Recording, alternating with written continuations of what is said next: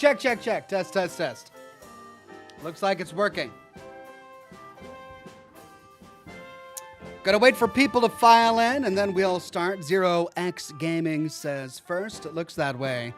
You know, I've seen a big change in the way that YouTube has been handling their live streams. It used to be that they would send an alert out to everyone on your YouTube contact list as soon as you created the landing page for your live stream. But it looks like the notification now only goes out once you actually go live. So here we are. It's just now going out, and people are going to slowly be filing in.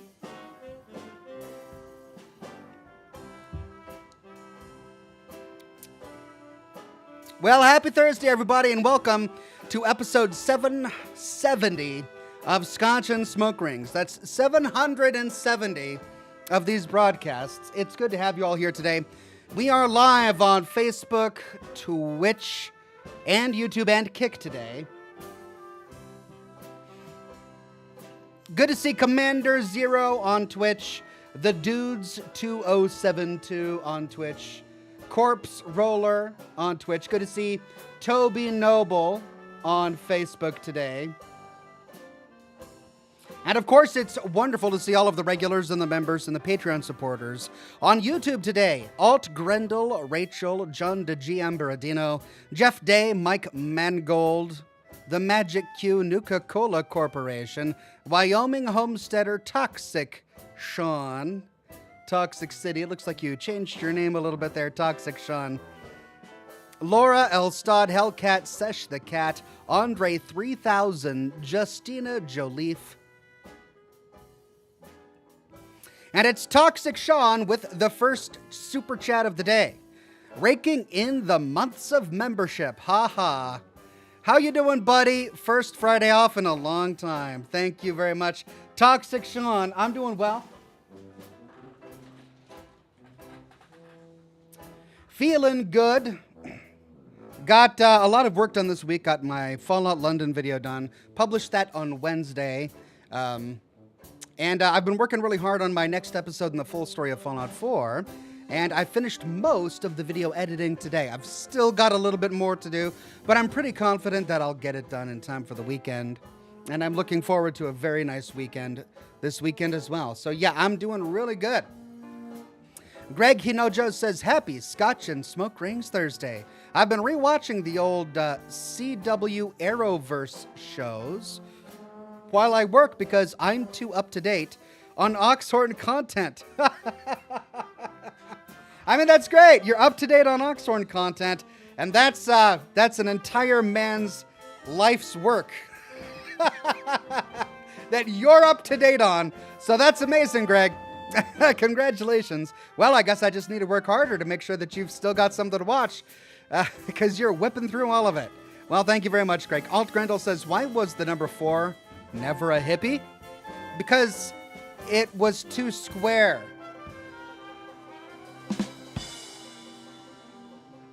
That was a math joke. The number 4 was never a hippie because it was too square. Well, that's the first bad dad joke of the day. Thank you, Alt Grendel. And that requires a little bit of scotch. Cheers, everybody. Bottoms up.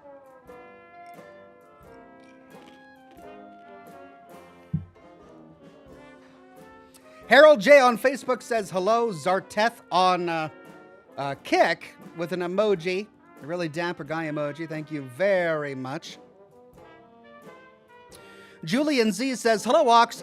So good to see you on the Scotch and Smoke Rings. Hope you're well. Still catching up with last week's live stream, but I'm almost done. I'll be back. All right, Julian Z, sounds good. Yeah, we made a lot of progress in the Dahlia View game that we're playing now. And as it's a detective game, yeah, you should probably get all caught up. I cut last week's broadcast a little short just because the way the game is set up is they've got each of the suspects sequestered into separate chapters. And we were working on the landlord suspect in last week's episode, and we managed to get through his entire story in about 3.5 hours. No, 2.5 hours. In about 2.5 hours, so we didn't need to use up the full stream. But in today's broadcast, we're going to be going into the Granny's house, the oldest house in Dahlia View. We saw an intruder there, and we saw her doing some interesting things with the floorboards of her house, so it'll be interesting to see exactly where it takes us. Gianna says, hey, Oxen fam, how are you all doing? Hey there, Gianna. We're all doing well.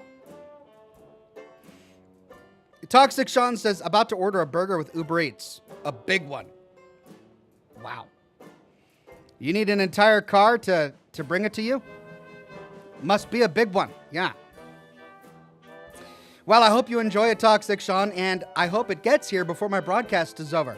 I know that sounds weird, what with me broadcasting for 4 hours tonight, but I've dealt with Uber before, and they tend to, I don't know. In my experience, they don't always follow through. So I hope in your experience that you actually get what you order and it comes in a timely fashion. KT says, I've noticed that I have a hard time getting into games these days. I don't know if watching you play has just made me lazy or what. Do you ever have trouble? Watching me play games has made you a lazy gamer? I don't know what that says about me. I don't know if that's a positive thing or a negative thing. I'm not sure. But, yeah, I mean, I go through moments of... Well, I go through moments where sometimes I'm in the mood to play a game, and sometimes it's really the last thing I want to do. So, I guess my solution would be to have varied interests. I'll watch a TV show, or I don't really watch a lot of movies, but there are a couple of shows. I'm going through Monk for the first time. I know that Monk has been out for a long time, but... you know, I've watched all the detective shows. I love the British ones. Agatha Christie's Hercule Poirot, of course, is my all-time favorite. But I watched, I didn't really like the modern Sherlock. It was okay. The first couple of seasons of the modern Sherlock were okay. The third season was ridiculous. Didn't like it. Midsummer Murders, I think, is another one that was good. Anyway, Monk is a good old American murder mystery. And I've been neglecting it. So I'm finally starting to go through Monk. And that's what I'll reward myself with. If I manage to get my work done at the end of the day, I'll reward myself with like a 24-minute episode of Monk before going to bed or something. And, you know, besides that, there's always reading, or there's, tinkering on the house a little bit, cleaning up. So yeah, I'll go through moments where I want a game and moments where I don't. Even when I'm in the mood to game, I'll often get tired of the same genre, and so I'll find myself exploring new genres just to spice things up a bit. Daniel Holmes says, hi Ox, I miss your day live streams, but I look forward to Scotch and Smoke Rings every week. Thank you, Daniel. You know, I might bring them back at some point. As I said from the very beginning, it's not a permanent cancellation of my midday live streams, but I needed to put them on pause when summer hit, due to my kids being home and needing to find summer activities for them. And now, what with all of the Fallout show content that I've been able to knock out, I'm discovering that it's just more profitable to make more than one video each week compared to the live streaming that I used to do. But that might change, and if it does, I'll go back to streaming more regularly. YTJ 17th Juggalo says, what's up, Ox? Been watching many years. I hope you're doing quite well tonight. Much love from across the mountains, brother. Thank you very much, 17th Juggalo. It's good to have you on the program. Across the mountains, across the Cascades, the Olympics, or the Appalachian. I don't know. Like, which mountain range are you on the other side of? Because there are quite a few between me and the East Coast, for example, and only one between me and the West Coast. Either way, it's good to have you on the program today. Greg Hinojo says, did you ever watch Dexter? Great show. I didn't watch Dexter. That's the one where the hero is the villain? Like it's an anti-hero where he is a killer or something? I don't know if I want to watch a show where the main character is a bad guy. I don't know if I can get into it. I should try it. Alt Grendel says, I saw a new horror game called Mouthwash. Not too sure about it. Gameplay looks like it's only 2 hours, more or less. Mouthwash, eh?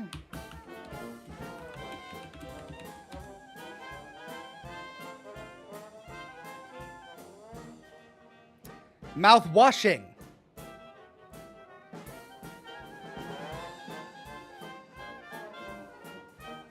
Overwhelmingly positive reviews. It's been out for a couple of weeks now.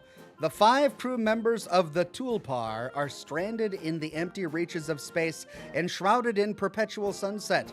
God is not watching. Yikes. It looks terrifying. It's got great reviews. I don't know. Maybe I'll check it out. Thank you for the recommendation.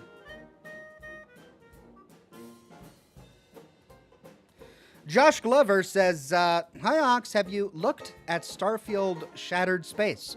Was hoping to get your thoughts. I know some streamers are dunking on it. You know, I haven't. I would love to, but I don't have the time right now in my schedule to do live streams during the day, and it's not a good fit for Scotch and smoke rings. So I would love to tackle it at some point, but it's not something I'm doing right now.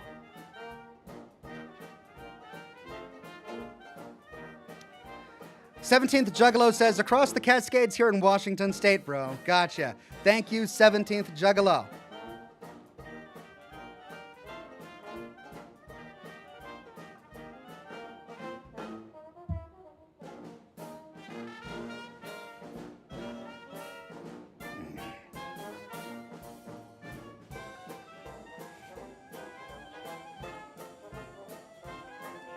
Nuka-Cola Corporation says, Ox, are you going to the festival in Good Springs come November?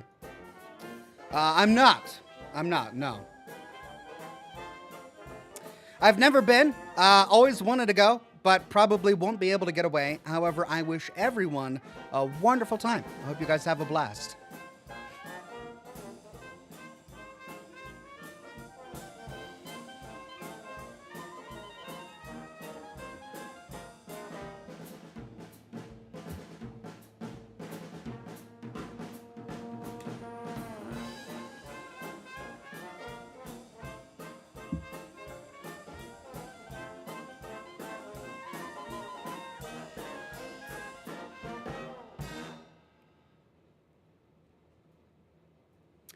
Cody Crawford says, hi Ox, how have you been doing? It's been a while since I've had time to catch your stream. Thank you, Cody Crawford. I've been doing very well, keeping busy. Lots of work to do here on the channel. Kids recently started school again. So yeah, it's just another busy time of the year. Keeping me active. And active is good.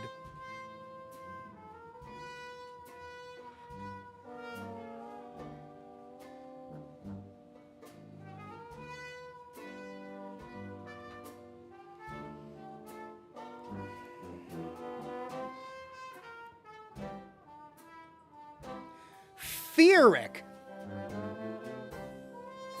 says, good Lord, it's been, what, a decade since I've seen you last? Holy cow, Fearic, that's a name I haven't heard in a long time. How did you find me? Fearic, oh, it's good to see you again, actually. It's been more than a decade. I think we last saw each other, what? I don't know, 2010? Before that. I've had an entire life. It was before I went to San Francisco, wasn't it? Yeah, I think we went and had lunch at that Denny's right before I left for San Francisco, and then I haven't seen you since. That was 2008. So it's been a very long time. Remember me, Sis Fearic? Yeah, I remember you. How did you find me? How did you find me, man? It's good to see you. God. Well, yeah, I think we've each lived an entire other life since then. So, well, it's good to have you on the program.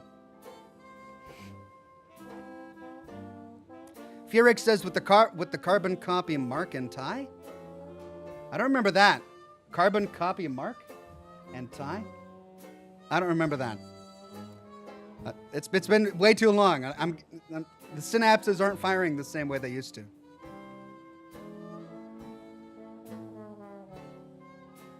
Amanda Peterson says, good evening all from the city melting into the bay. I mean, it's hot in San Francisco. Stay hydrated. Thank you, Amanda Peterson. Lived there for 2 years, lived and worked there for 2 years, and it does get hot. But at least it is right there on the water. Is it hot there for you right now? Because here in the Washington area, it was cold. It was cold today. I didn't enjoy working in my office today. Had to keep my window open because I smoke. And it just got really cold.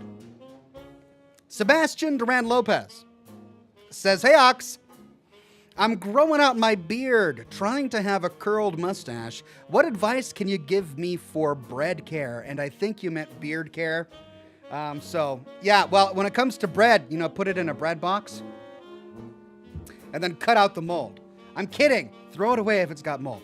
But in terms of beard care, I used to run a website all about beard care, and I should probably publish it again just so that I could refer you to it when I get questions like this. But essentially, every man's face is different. Every man's beard is different, and what works for me isn't going to necessarily work for everybody. I know there are some guys who swear by beard oil and beard balm and all that stuff. And even though I tried a lot of it and I tried selling a lot of those products on my website, I've never really needed it. I've never found a beard oil or a beard balm that really became indispensable. Back when I was using that kind of grooming stuff, I liked Honest Amish beard butter, which sounds gross. It sounds gross, I know. But it's not. You just take a little bit of the beard butter in your hand, just like 1 or 2 fingertips, and then you melt it. You melt it in the palm of your hand, and it turns into this really nice soft oil, and then you just rub it into your beard, and it's like putting in a leave-in conditioner. It makes your beard feel really nice, and it wasn't too oily, but even that I feel like is a lot of effort. The point of a beard is so that you don't have to shave, right? You grow a beard because you're too lazy to shave. It's just an additional step to put on the beard oil. If you're going to take the time to put on beard butter and beard oil every day, you might as well take the time to shave. I don't want to shave. I don't want to put on beard balm and beard oil and all that jazz. But that's just me. I also really liked Honest Amish beard wax. And it was great because every now and then, especially when your beard is really long, you'll get like these weird pieces that go off, or it sits weird and you can't comb it out. The beard wax was nice because it was a soft wax, a malleable wax, so that you could get it really nice and warm in the palm of your hand, spread it in, and then it only slightly hardens. It just makes your beard stiff enough to shape. But again, my beard, I don't really keep it that long. I mean, I used to keep it really long, but now my go-to beard length is about this, which is not that long. Steel 101 says, "Do not eat aluminum or aluminium," as apparently it is supposed to be called, or I'm sorry, I'm messing up the joke. Let me try again. "Do not eat aluminum or you'll sheet metal."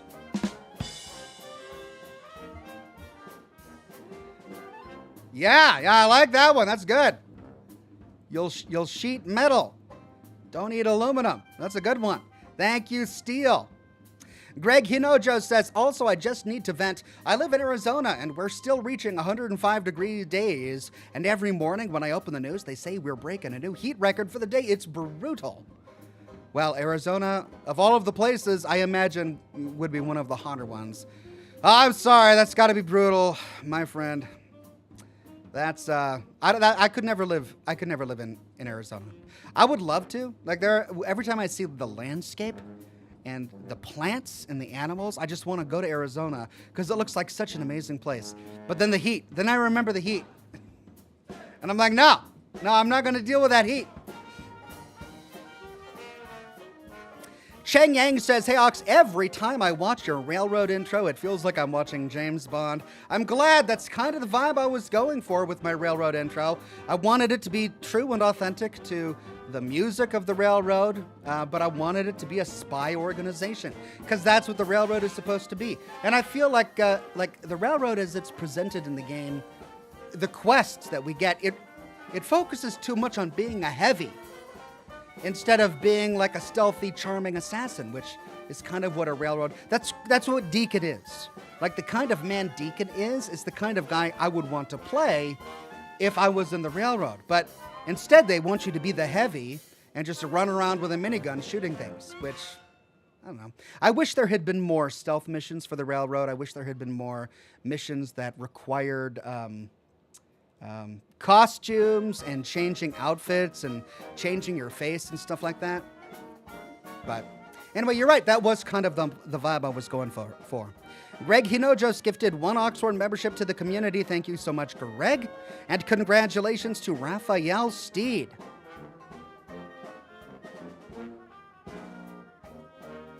Whoa! My chat froze. Not enough memory to open the page. Let me try that again.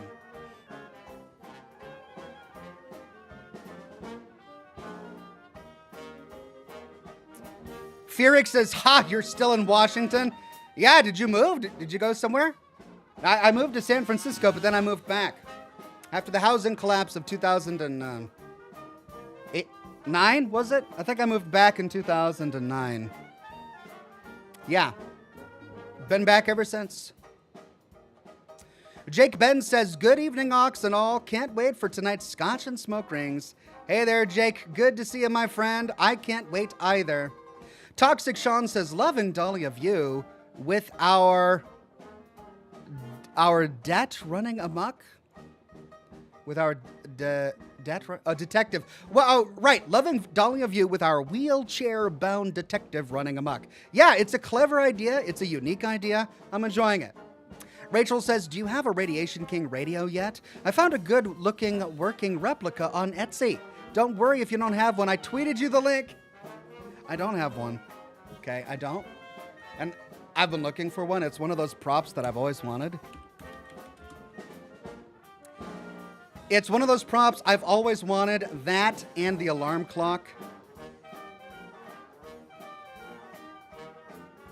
All right, I'm looking for... Oh, my God, there it is. Thank you, Rachel. $80. That's not bad. Is it 1-to-1 scale, though? Oh, there are a lot of add-ons here. Let me see the video. It glows? Oh, it's got like a glowing LED thing. Don't know if I like that. Because, you know, a real Radiation King radio from the Fallout universe wouldn't glow like that. But I could always leave that off. Or maybe it's a feature. Oh, I see. It's got 2 different styles. You know, I don't recognize either from the games, though. So is that just a style of radio that they came up with? Or what? All right, I'm going to have to do my research on this. Thank you very much, Rachel. You know what my weaknesses are. They're Fallout props. Random Greymane says, it was 45 degrees Fahrenheit last night here in the Midwest. 85 degrees Fahrenheit tonight. It's getting cold. Fall is on the way. Greg Hinojo says, our Arizona weather, outdoor environments, and everything are great, but the heat is just no fun. Law, it should be illegal to be 100+ degrees in October. I agree. We should take Mother Earth to court. Jake Ben says, viewing tonight's episode being viewed in my brand new office. Cheers, old friend. Hey, congratulations on the brand new office. Jake Benz, well done. Felix says, Sanford, North Carolina, though not for much longer. Didn't have much luck with work. Felix, I'm sorry to hear that. North Carolina. He's currently driving through Arizona on your way to Washington. So you're coming back to Washington. Okay, well, my goodness. Sorry it didn't work out for you. I've been there traveling out of state for work only for it to not work out. But I'm sure you'll stumble upon something even better.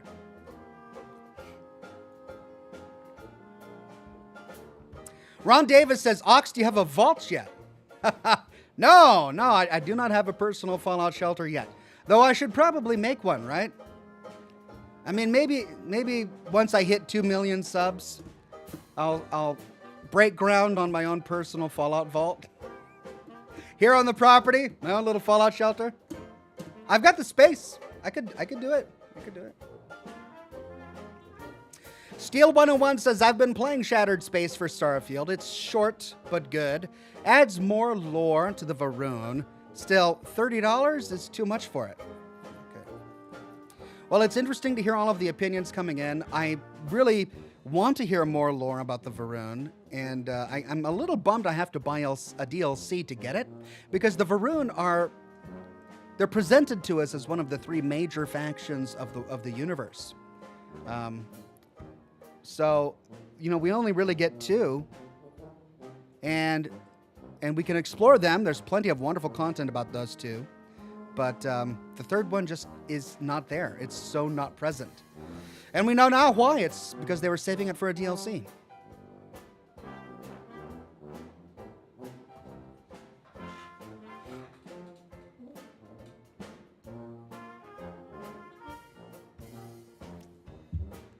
Singeferno says, Vault reveal, what's your experiment? I mean, if I had a nuclear shelter underground, my only experiment would be, will this protect my family from radiation and nuclear fallout? And, if it does, then we live. If it doesn't, then we die. That would be my only experiment.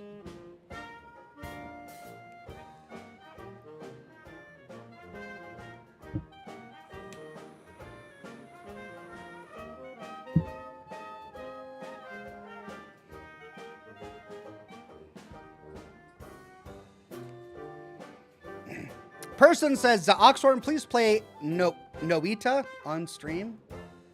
Noita? Oh. Oh. The gameplay doesn't really look like my kind of gameplay. However, it does have a very interesting gothic fantasy vibe. And the special effects look amazing.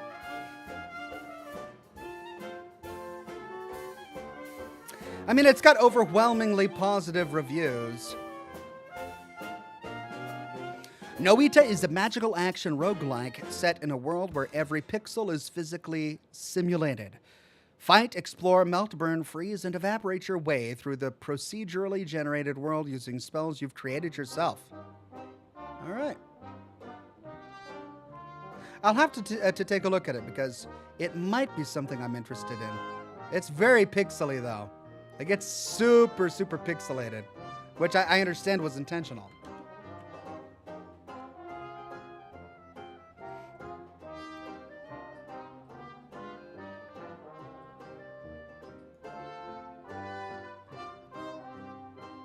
Jake Ben says, I think we should march on Facebook property and protest them taking away the stars. It's still a tragedy, if I dare say. Yeah, I don't know why they just suddenly, stopped allowing me to accept stars on Facebook, especially since my back end says that I am approved for stars. So it's just really weird.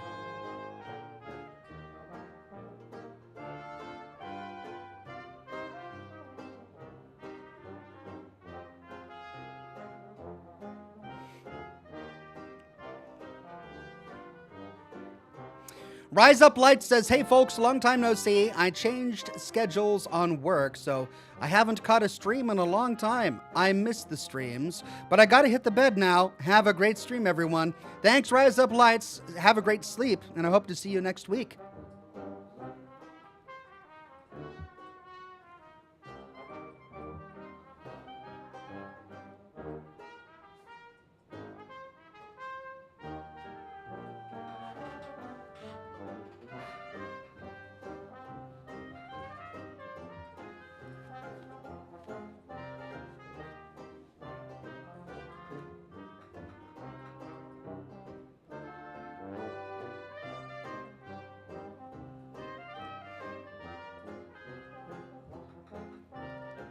Commander Zero on Twitch says, Nuka-Cola versus Sunset Sarsaparilla. Well, what about it? The problem is there are like 30 bazillion different flavors of Nuka-Cola, and only one flavor of Sunset Sarsaparilla. I think I'd really enjoy Sunset Sarsaparilla, but I kind of like cola more. Jared Shover says on Facebook, I hear the decision that you make in Shattered Space reality matters, or really matters, and can plausibly make peace with House of Varun and bring a new crusade. Well, that's great. Please don't tell me how it ends. Like, that's not what I want. Like, I might play it someday, right? I hear in that Titanic film, the ship actually sinks. Yeah, okay, thanks. Jared, no. I'm glad you're excited, Jared. I'm glad you're excited. But don't tell me anymore, okay? Commander Zero, Fallout 4. Listen, when you talk to me about Fallout 4, I notice. When you talk to me about Fallout, I get excited. So yeah, talking about Fallout is going to get me to talk. That's what happens. I like Fallout. That's what I do. I focus on my strengths. And my strengths are Fallout lore.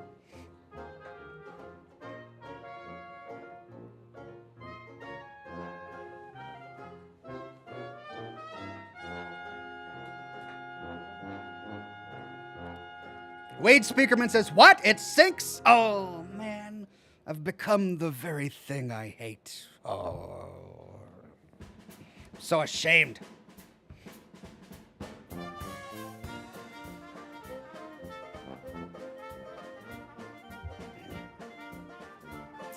Russell Bromig says, Sunset Sarsaparilla has to have a vanilla cream flavor. Could you imagine that with a big scoop of vanilla ice cream? Ooh, yeah. That sounds really good. Fallout 4 Better on Twitch says, you inspired me to play Fallout 4. Well, thank you, Fallout 4 Better. I really enjoyed Fallout 4. It's a great, great game, and I'm thrilled if I ever inspire anybody to play it. John Merritt on Facebook says, it's Ox. It's me. The same me I've always been. And here I am again.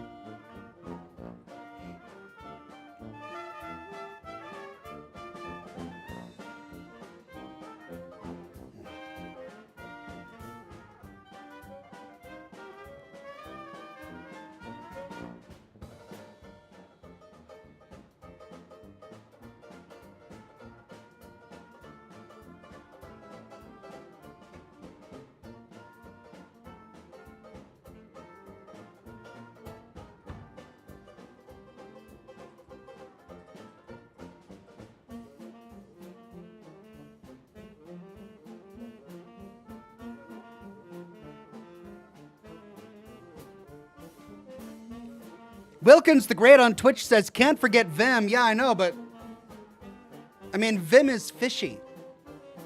Like, it literally tastes fishy.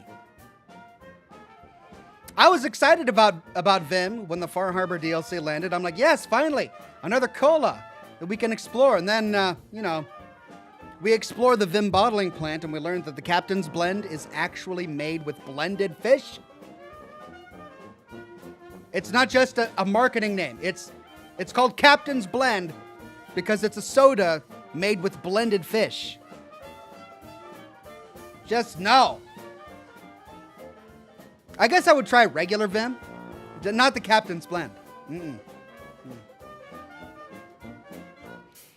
Greg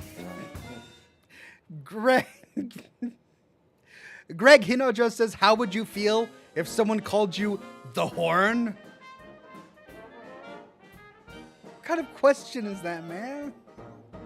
How am I supposed to answer? How would I feel if somebody called me the Horn?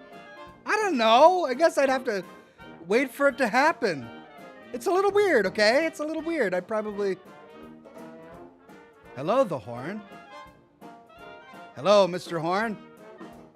Yeah, it's weird. It's weird. I don't think I like it. All right, I don't think I like it. Nope, I'm saying no.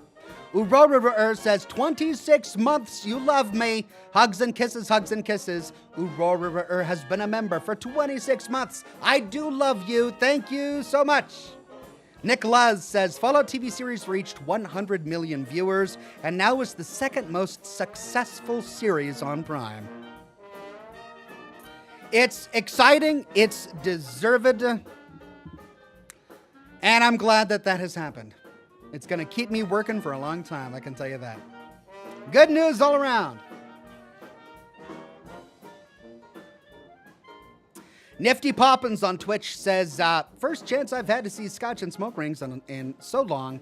Happy to be here. Happy to have you here, Nifty Poppins. Commander Zero says, yes, waiter, I'll take my Vim with extra salmon. No, wrong one.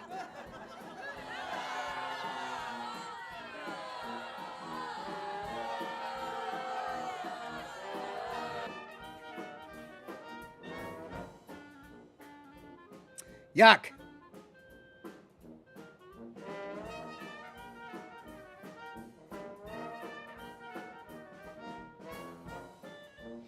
I love how the Twitch chat is just going down this rabbit hole of Vim and Nuka-Cola and Sunset Sarsaparilla and now Moxie, because of course Vim was inspired by Moxie. The two chats are in two different places. I love that. Alt Grendel says, did you ever figure out what was going on with the roundels? A long speech before sneaking in doesn't strike me as effective. No, I never did, and it was the most bizarre thing.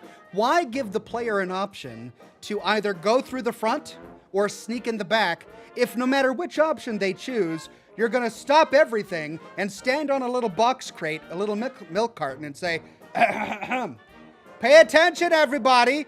We have now snuck into the enemy base and they're standing right there. But hold on, I'm going to give you a motivational speech for Prince Keith. It was so weird and out of place and bizarre. Something about the roundels just struck me as weird. I realized later that I get that they're trying to model them off of sort of mod culture in Britain during the 1960s. And many people in chat were trying to explain to me the purpose of the roundels versus the Miller's Men, who are based off of the skinheads in London during the 60s.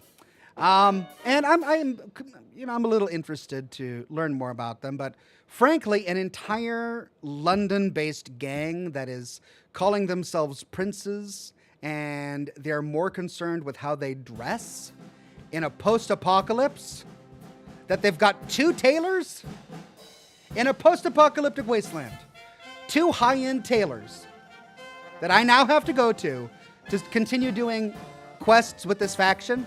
All right, it's a little much. It's a little much.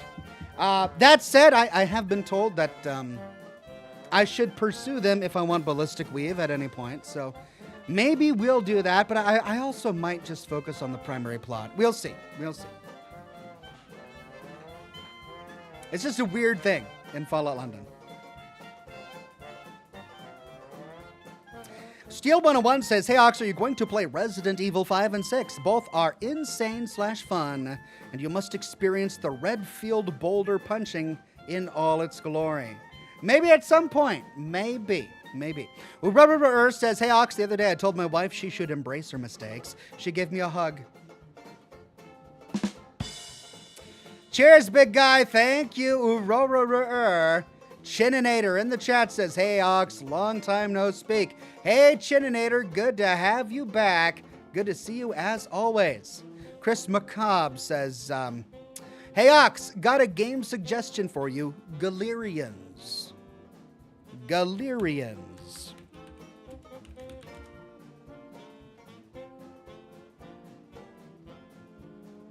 Really? Is it even on Steam? It's a PlayStation game. Is it on Steam?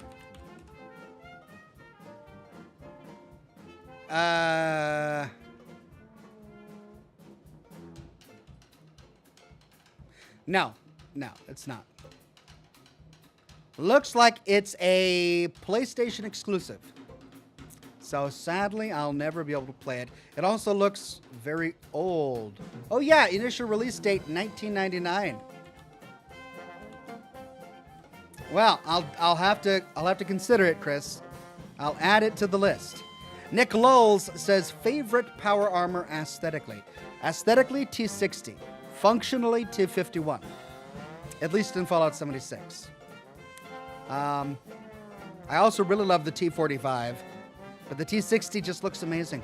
Daniel Holmes says, Captain's Blend reminds me of Rocky Mountain Oyster Beer from Wynkoop Brewery. Yes, it's made with real fermented bull balls. I don't understand why people have to take the worst part of an animal and turn that into food, right? I mean, they take delight out of eating brains and tongues and boiling feet and grilling balls and stuff like that, and then just eating it and turning it into beer. But why not pick different parts of the animal that aren't so gross, like the elbow? I would take an elbow over balls any day. You can put that on a shirt. I believe it. Catspaw79 says, hey, Ox, been doing overtime, and I put on muscle, and I've been losing weight. Almost out of the wheelchair, and I'm feeling good relaxing with you tonight. Thank you, Catspaw79.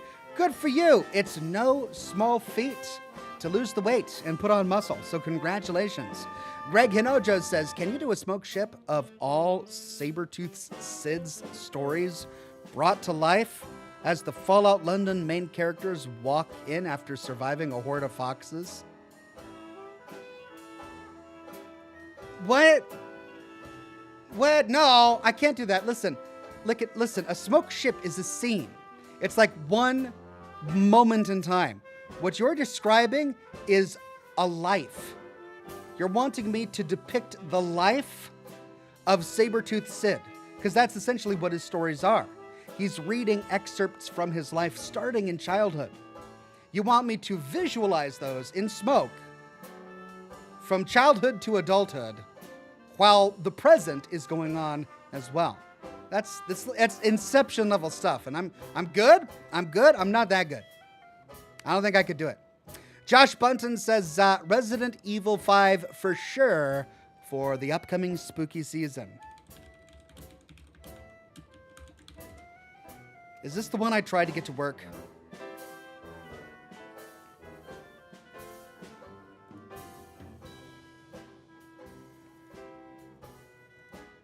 All right, I'll see if I can... No, I got that one to work. No, because I played the remastered one. I haven't played this one yet. Okay. All right, I'll have to check it out. Thank you so much. Jake Ben says, this morning a patient asked me why I have an American flag with an E on it hung on my wall. And I said, it's my Enclave flag.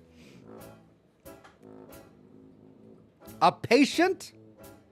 You brought your Enclave propaganda to work at a hospital. Listen, Jake, I know you're excited, and I know you're an avid fan, and you love the Enclave, but in today's world, 2024, where there are 15 bazillion flags and symbols for a wide range of strange and oftentimes awful belief systems out there, having a strange, unidentifiable flag at a place of work, their first thought isn't going to be, oh, he's a gamer. Oh, that's a faction from a fictional universe. No. They're going to think, what type of Nazi is he? Right? That's the thing I worry about. That's right where their minds go, you know? So you're doing it completely innocently, obviously, because you just like the Enclave. But probably not the best idea to have the Enclave symbol, let alone a flag at work. Just my thoughts. Blue Thunder says, greeting Ox, heard that Starfield Shattered Space finally here at long last. I have heard the same. It's been a popular topic in chat today. I look forward to tackling it at some time. Ranker 1138 says, what pants do ghosts wear? Paranormal pants. Paranormal pants. Is that like a reference to parachute pants? I don't get it. Greg Hinojo says, the only thing missing from Fallout London, Testy Festy. You know what? That can stay in Far Cry 5. We can leave that one out. Gianna says, what did the buffalo say to his kid? Bye, son.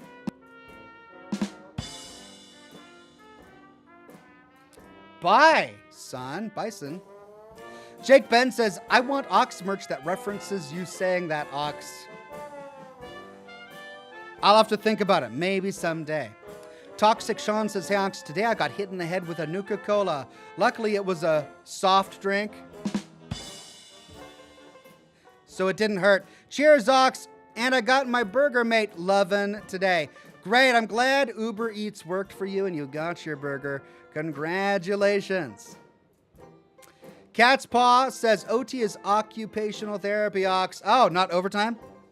Got you. You got your occupational therapy, not your overtime. Okay. Thank you for the correction.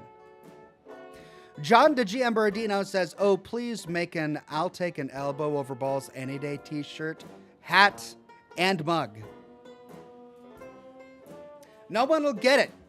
The point of wearing a hat or a shirt with like a slogan on it is so that other people who are aware of it in the world can see you and go, oh, you have the same hobby as me. I get you, right? But no one's going to get that. This like 400 people watching right now. The likelihood of you bumping into an Oxhorn fan is so slim. I don't know if it's worth it, really. Greg Hinoja says, how about this? A smoke ship of the Courier and the Lone Wanderer shaking hands in front of Vault 76. I don't know, man. It's late.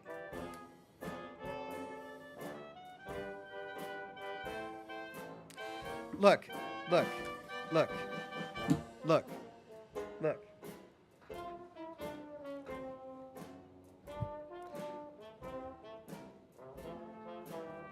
Vault 76, 25 years after the apocalypse. The Courier, 2281. The Lone Wanderer, 2277. Again, Vault 76, 25 years after the apocalypse. So, what I'm saying is that when they opened the doors to Vault 76, neither the Courier nor the Lone Wanderer were born yet. You're asking me to create art that is not canonical, and I can't. I don't have it in me. You're asking me to do what cannot be done, Greg. The Courier and the Lone Wanderer in front of Vault 76? No, I can't. Doesn't work. Sorry, Greg. Jake Ben says, odds are she's thinking I'm a threat to national security now, lol. Yeah, you're going to have the feds at your desk. Going to ask you about your Enclave flag. They're going to come to your desk. So, I hear you're interested in FEV. Do you have any schematics for vertibirds? Naughty Applejack says, hello, Oxhorn. Hello, chat. So I've been thinking, if Talking Deathclaws be in Fallout 4, even if it's a mod or a Talking Deathclaw follower. I mean, that would be a wonderful mod. I think it would be extremely popular. But the Deathclaws, the Bethesda Deathclaws are very different from the West Coast Deathclaws. The Deathclaws as envisioned by Fallout 2. We have to remember that the Deathclaws in Fallout 2 were experimented upon by the Enclave. So the only reason you've got talking intelligent Deathclaws in Fallout 2 is because the Enclave made them so. Deathclaws in their natural environment are not intelligent and therefore can't talk. With the exception being Fallout Tactics, where you have mammalian Deathclaws covered in fur that actually produce breast milk. I'm not even making that up. That's there. It's in the game. I talked about it in my series on Fallout Tactics. So aside from that, Deathclaws were always supposed to be monsters, except that the Enclave tweaked them a little bit. Ashamed Spork says, hey Ox, haven't made a live in a while, but I've been watching all of your VODs. Yay for 28 months. Thank you, Ashamed Spork. Yay for 28 months. Craig Euler says, any plans for episode 777? Oh, man. No plans. I'll have to, that's in 7 weeks, isn't it? Man, I'm going to have to come up with something creative. Doggone it. 7 weeks. That'll go by real quick.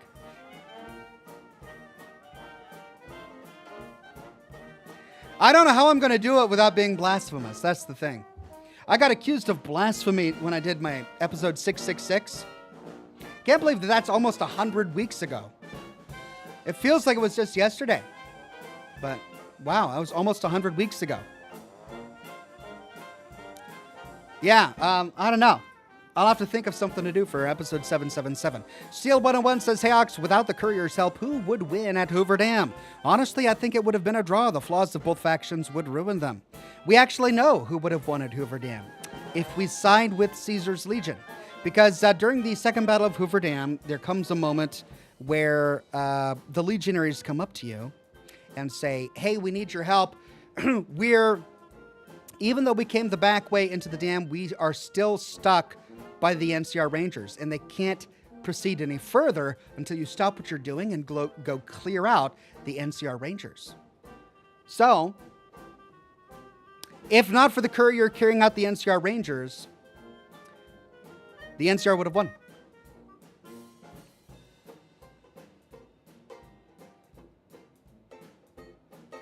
Jake Ben says, just don't tell him about my Exo 1 Power Armor collection, lol.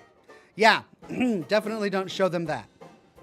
Bloodwolf282 says, 3 years, remember, time sure flies. Are you going to play the Silent Hill 2 remake? Would be a good game for Scotch and Smoke Rings. It comes out in 4 days.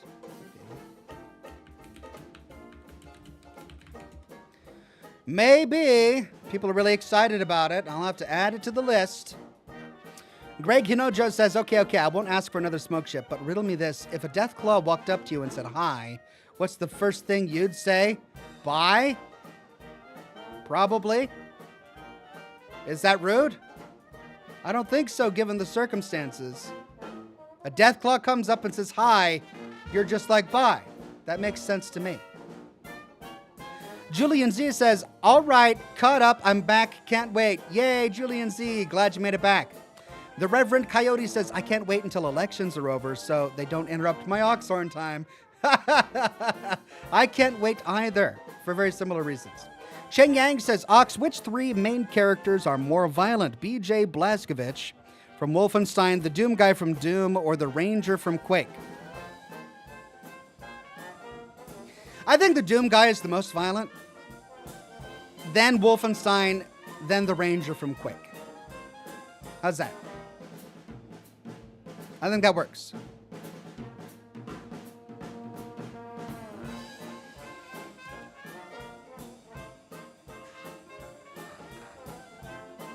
Greg says it's a polite Deathclaw. Saying goodbye is also being very polite. The polite Deathclaw says hello, and you can say goodbye. You're still being polite. You're not being rude. You're just, you walk away. You distance yourself from that type of engagement because they have teeth and claws and horns.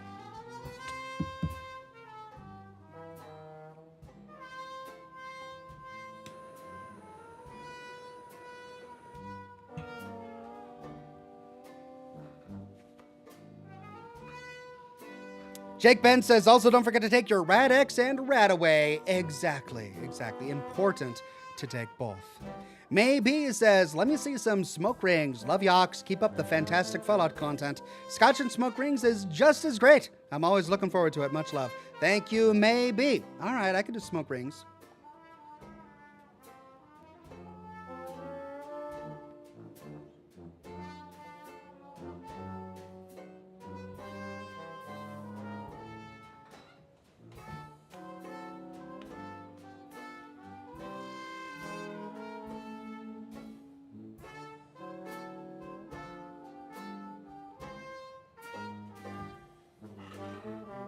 How's that?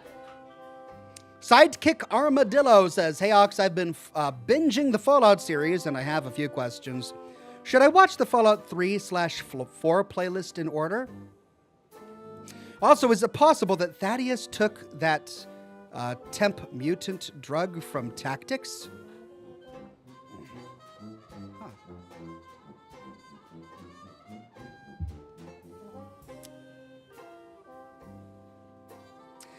That's interesting. So to answer your first question, yes, you should watch the Fallout 3 and Fallout 4 playlists in order. So what he's referring to is there is a drug, there's a chem in Fallout Tactics that turns you into a super mutant temporarily. And it's one of the things that I actually complained about in my video on everything that's wrong with Fallout Tactics. Because super mutants come from FEV. FEV is an irreversible condition. There's no cure for it, yada, yada, yada. And yet in Fallout Tactics, you've got a chem that gives you temporary super mutant abilities. No, no. But it would explain what Thaddeus is going through. He's not green, he's not big, but he heals like a super mutant. Is it temporary, though? That we don't know.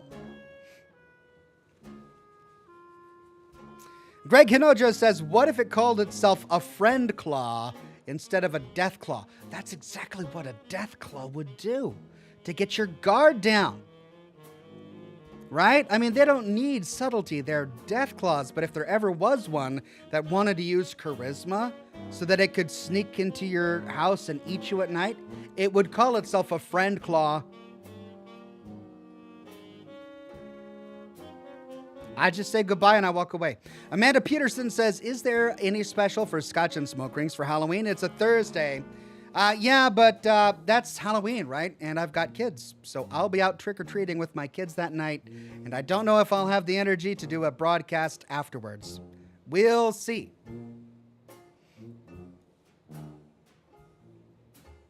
Three minutes until we get to the game.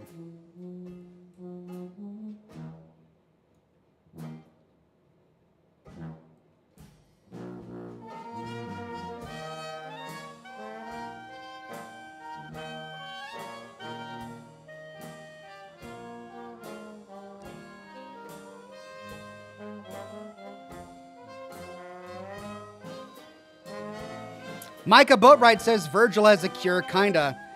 Yeah, but he also emphasized that it's only for that particular strain of FEV.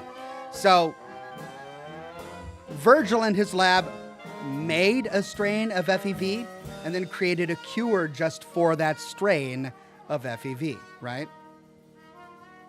So the cure isn't going to work for anything else. It's not going to work for any other super mutants that have been created in the Commonwealth, because the strain he created his cure for was most likely a new, modern version of FEV, not some of the older versions that the Institute had been experimenting on in the past. The thing about Virgil is that it does tell us that it's theoretically possible to cure FEV, even though it's a virus, and you can't cure viruses. But setting that aside for the moment, it is theoretically possible to cure FEV. It's just no one has created a cure that spans all variations of the virus.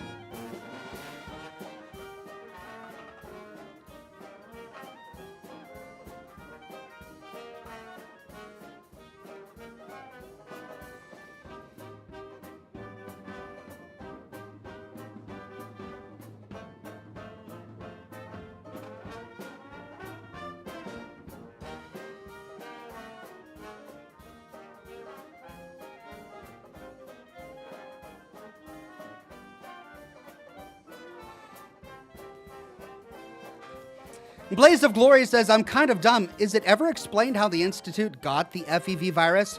No, it is never explained. You're not dumb. The most we get is a small reference in a terminal in the FEV lab where somebody says that one of the scientists at the Institute used one of his contacts to get a hold of a sample of FEV. So we can presume from that entry that since they were descended from people at MIT, that it was a scientist who had a governmental contract who managed to get a sample of FEV. Steel 101 says, I'm buying some Twix and not answering the door. But don't you want the Twix?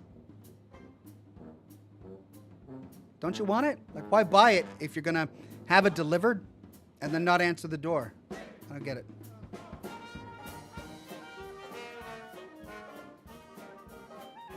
Jake Ben says, well, I do wish I could stay a little longer, but it's time to wonder my caravan to the next settlement. Until next time, cough, cough, I'm Mr. New Vegas, reminding you you're nobody until somebody loves you. And that somebody is me. Thank you, Jake Benz. Very generous super tips. Have a wonderful night. Thank you so much for stopping by.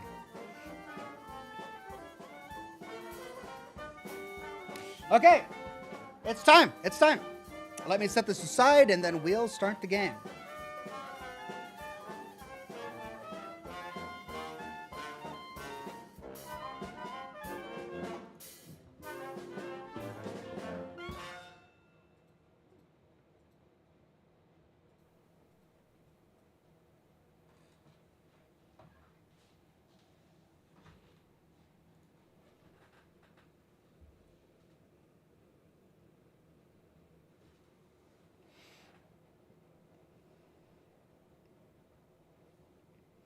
Okay, it's firing up good.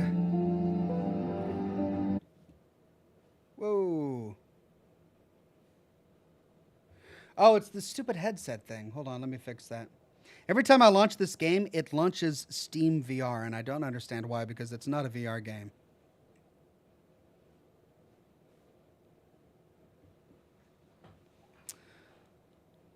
Cheng Yang says, please don't take Easter egg too serious if Elder Scrolls 6 and Fallout 5. You mean the Easter egg of the plant aboard the Predwin? Right. I'll try not to. Thank you, Cheng Yang. Steel101 says, I'm talking about Halloween, dude, lol. You're buying some Twix and not answering the door for Halloween so that you can eat them all. Got you. But if you do that, people will knock on your door and say, Twix or treat? They're threatening to take your Twix if you do not give them a treat. Okay.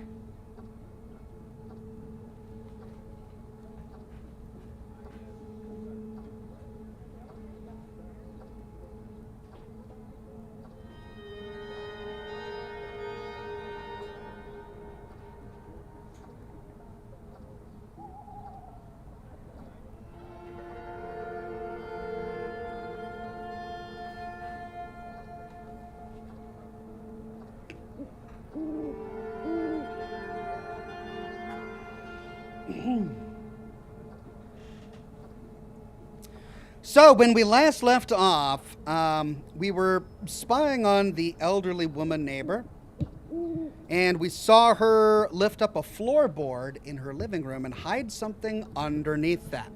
But then we saw an intruder in her house, an intruder that fled when we called her name and who dropped some glass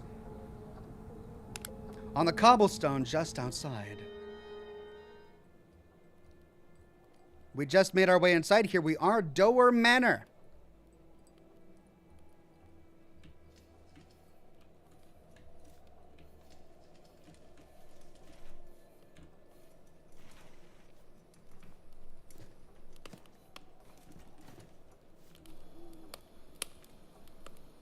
Hot poker.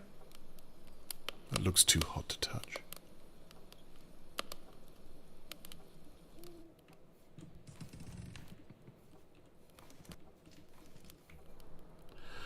I hope none of my neighbors are watching me right now. What would they say? They'd say breaking and entering, man.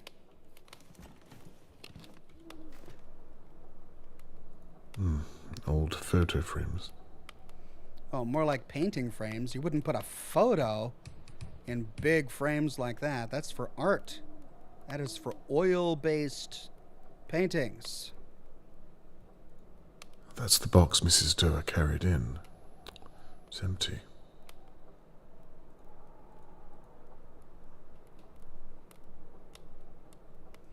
All right, let's open the floorboard. Oh, come on. It's right there. Why can't I? There it is. Won't budge.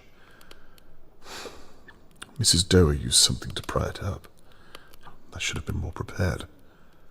Crap. There must be something down here I can use. The poker in the fireplace. I need to cool it down.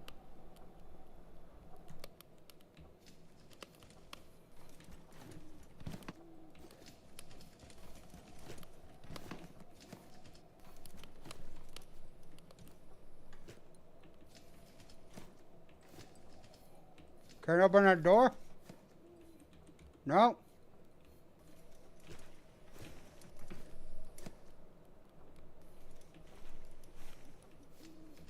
Makes my small flat look like a prison cell.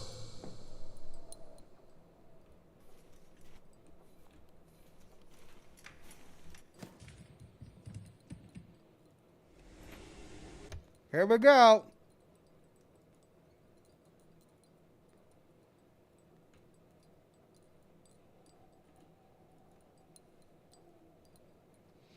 Okay, well, we can't read it. We can't take a photo of it, but we can. Well, we can't use the game to read it, but we can read it with our eyes. The 2nd of May, pub too noisy, police didn't come. 5th of May, drunken man urinates against my front gate. 16th of May, Harold Leary has another fight on the phone for all to hear. 28th of May, heard a noise in my house. Door banging upstairs, but stopped shortly after.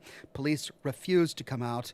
7th of June, drunken man kissing a woman outside my home. Shirley said she'd have a word.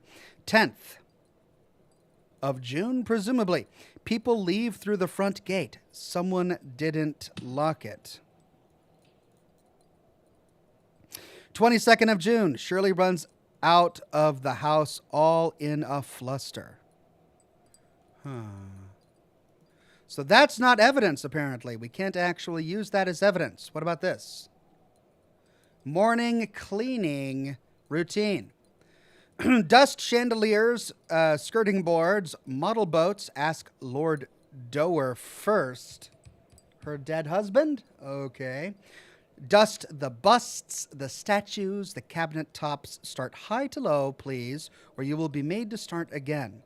Polish the door handles, the display cabinet glass, the gas lamps, telescope collection in the hall, grand table, and silverware. So these are instructions for a maid. A maid who presumably has long since stopped working here. Mop the ground floor after Lord Doer has left for work. Mop the wooden floors. They need drying immediately. Open windows for 30 minutes.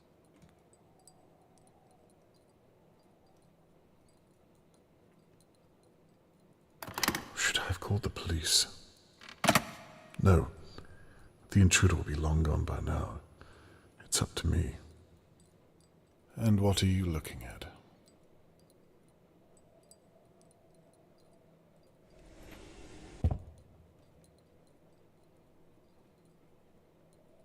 Okay.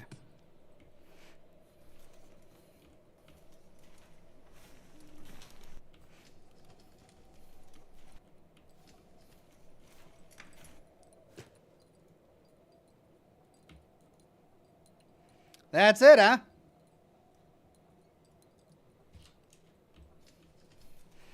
Well, I'm not going upstairs. Oh, wait, no, there's a lift. There's a chair lift on the stairs, which means I'm going to be able to make it up because, of course, there is an elderly woman lives here, so naturally the stairs would have a lift.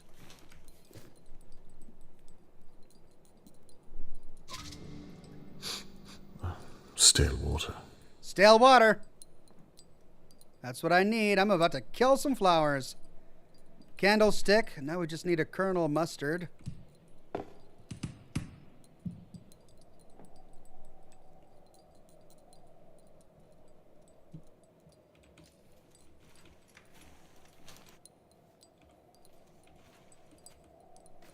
Hello.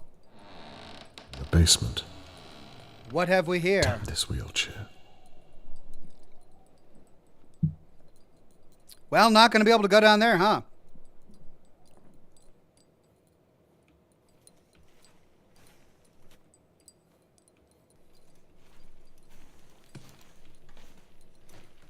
Aha! All right, let's go get the poker first.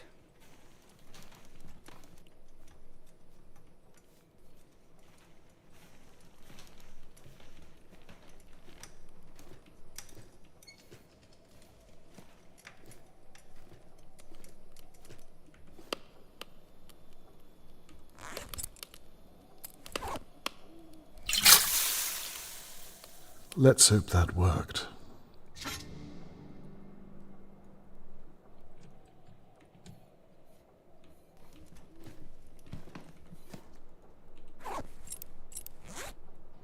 if I can find the sweet spot. Oh, man. Another mini game.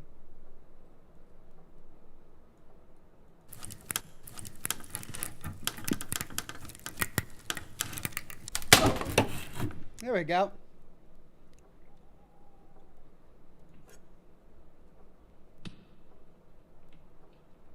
Mirror.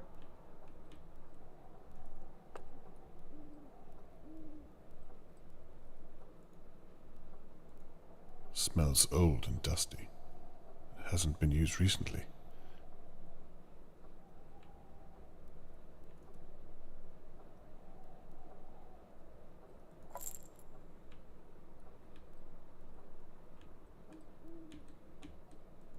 The detail is outstanding.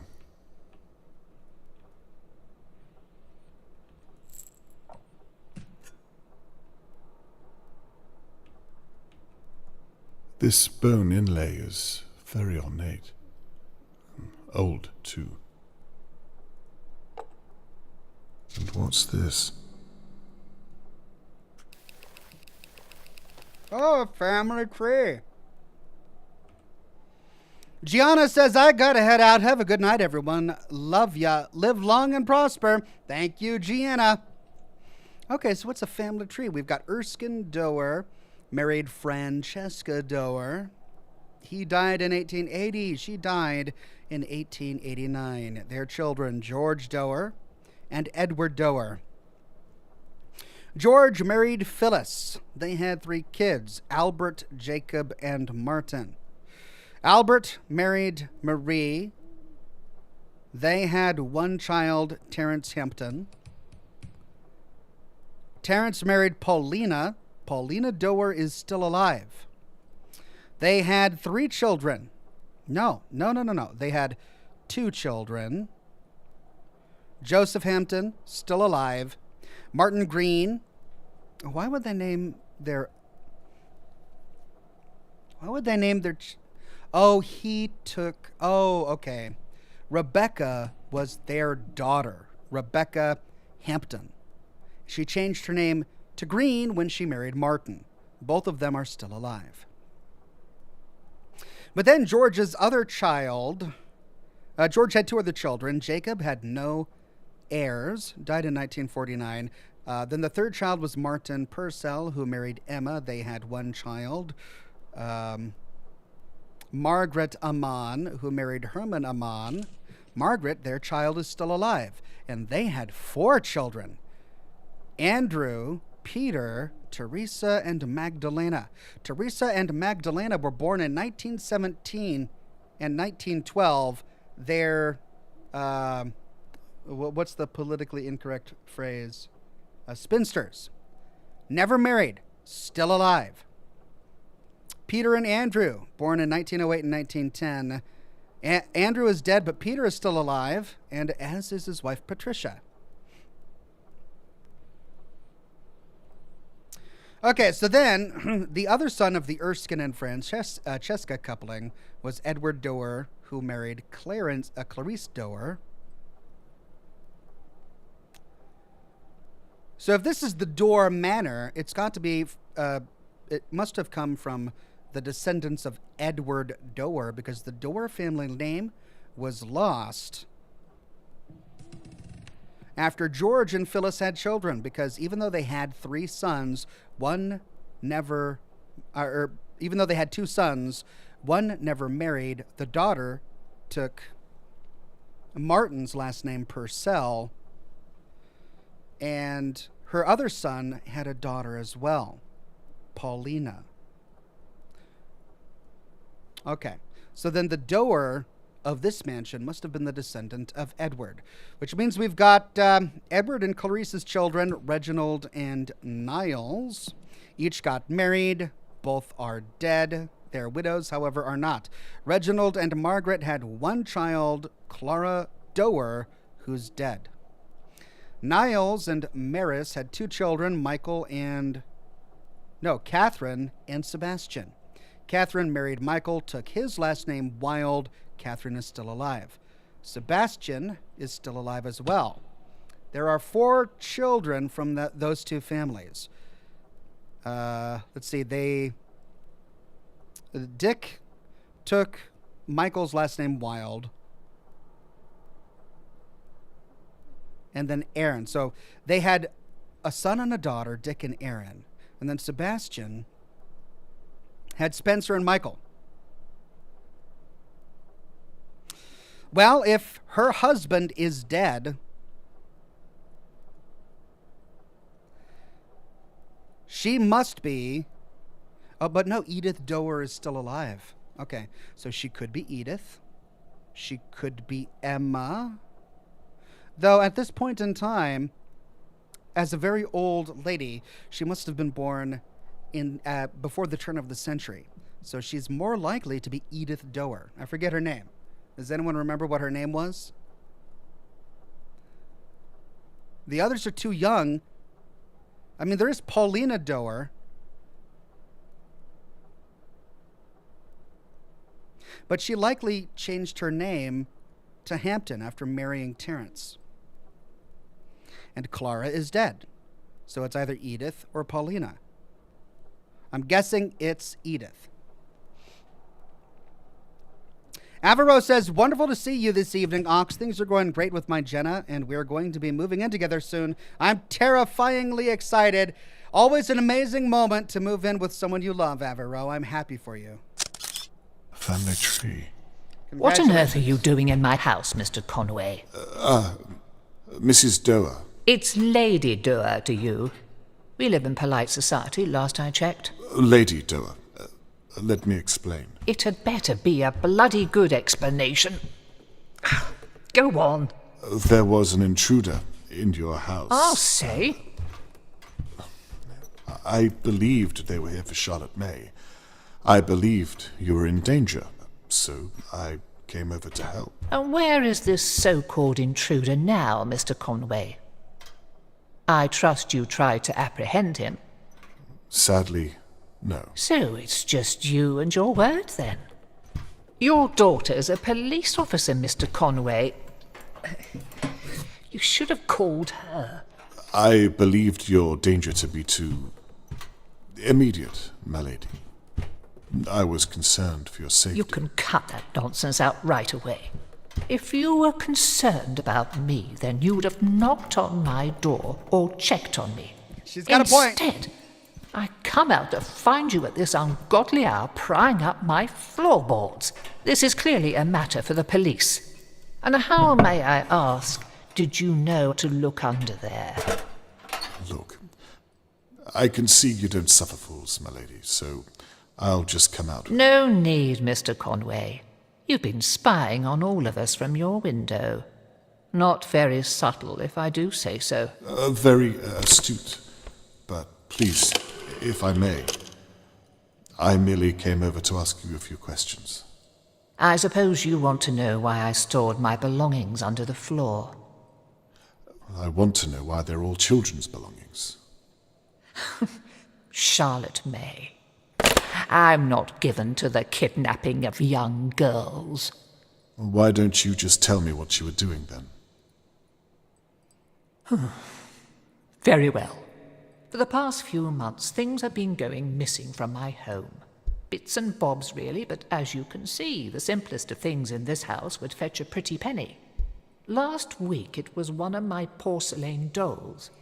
I'm of the suspicion that my maid is stealing from me. So I hid my most cherished possessions under my floorboards.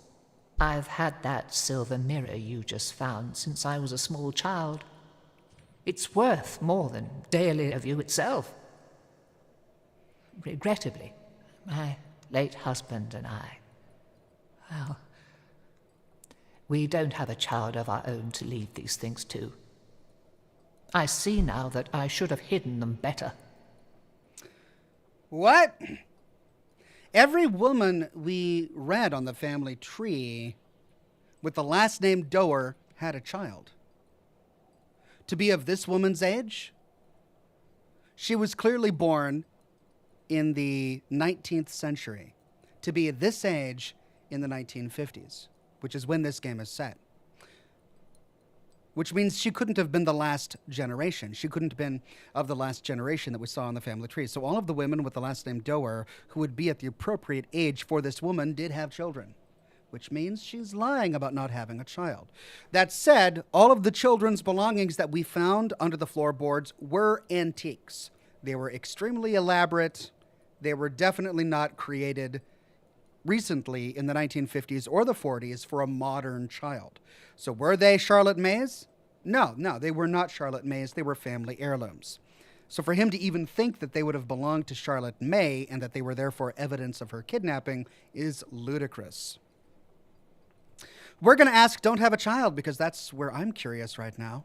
You say you don't have a child, and yet all of the items are related to children. They were mine.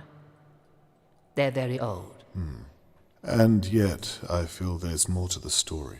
Mr. Conway, there may be a story, but it's not one I care to share with an intruder. Who is your maid, if you don't mind me asking? Well, I say maid. She is a glorified cleaner. Shirley Downs. Shirley, your neighbour.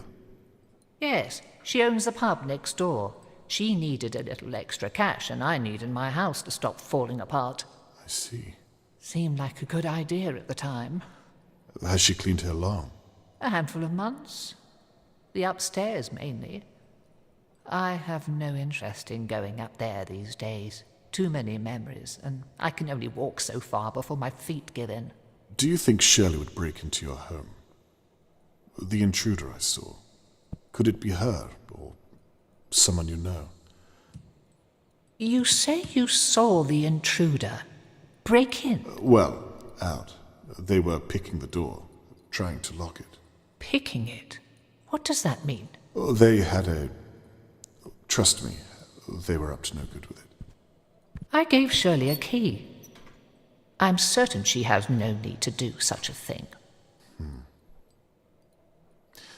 Lady Doer, would you allow me to search the upstairs of your property? I believe I may be able to shed some light on the situation, if you'd permit me. We should call the police, surely. Well, they haven't found Charlotte May yet, and they don't seem to be doing much about it. How about we postpone calling them for just a short while? I do say, how Machiavellian, Mr. Conway. You asked me to lie to the police.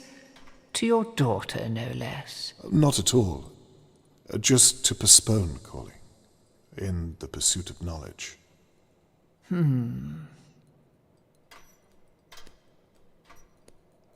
She's sharp as a tack. I like her. She's fun. The stair lift. I believe it still works. There should be another wheelchair up there somewhere.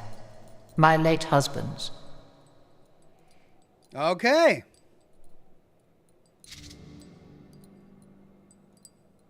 Thank you. This will be interesting. Right. It's somewhere up there. Hopefully at the top of the stairs.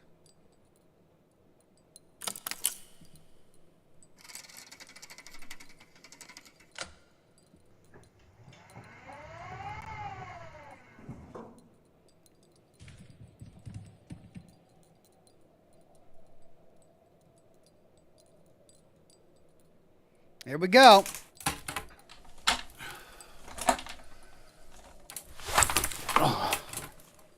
They don't show I have it. been up there for a year or two now. You will share what you find? It would be my pleasure. Sir House doesn't feel right to hide anything from her, since she's being so generous and not calling the cops on me. What a weird painting, man. Why do they have weird paintings in houses like this? If I owned a house like this, yeah, you know I'd have paintings everywhere, but they wouldn't be weird like that. Who holds a glass like that? Like, you don't drink scotch like that. Oh, and Mr. Conway, there's no electricity. You might want to use the lanterns. Oh, great. I don't want to find the ghost of your husband, lady.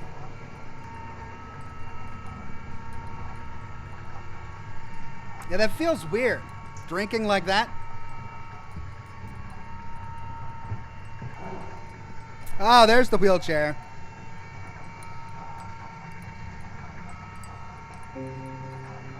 Now, to find out what our intruder was up to.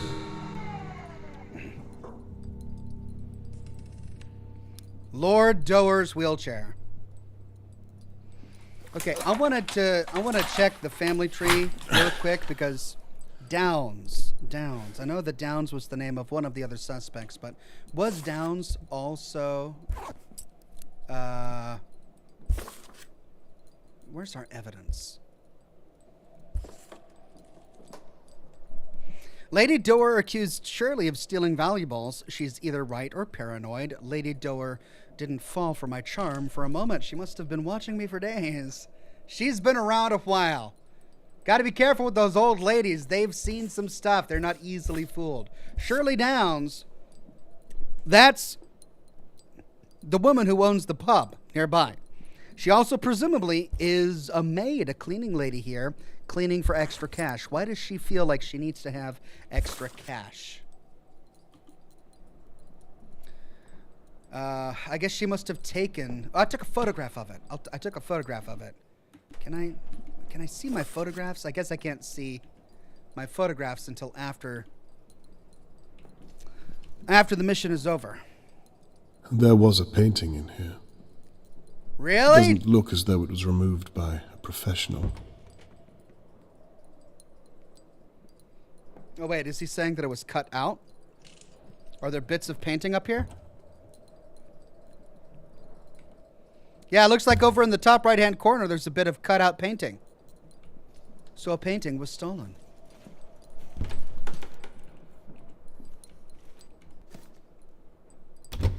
Cabinet open. These look like maritime telescopes.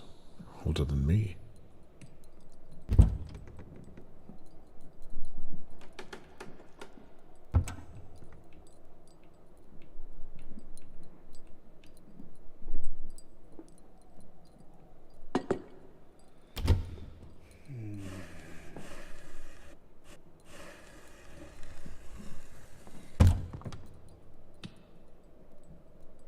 I can't open the other side?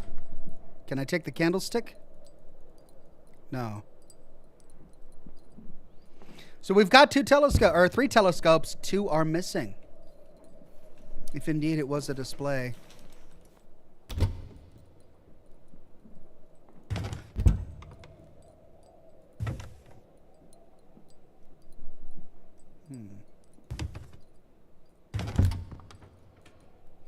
Oh. It looks like I need some kind of lever to turn this. Oh, fun. I love old houses.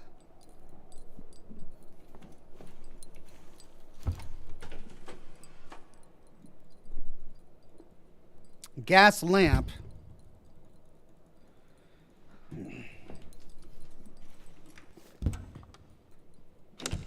Locked from the other side.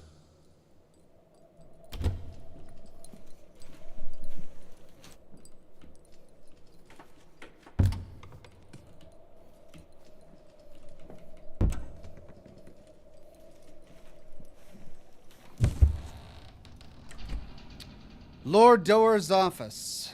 Observations.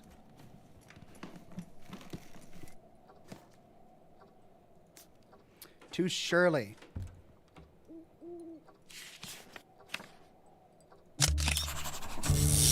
Shirley's been gathering valuables.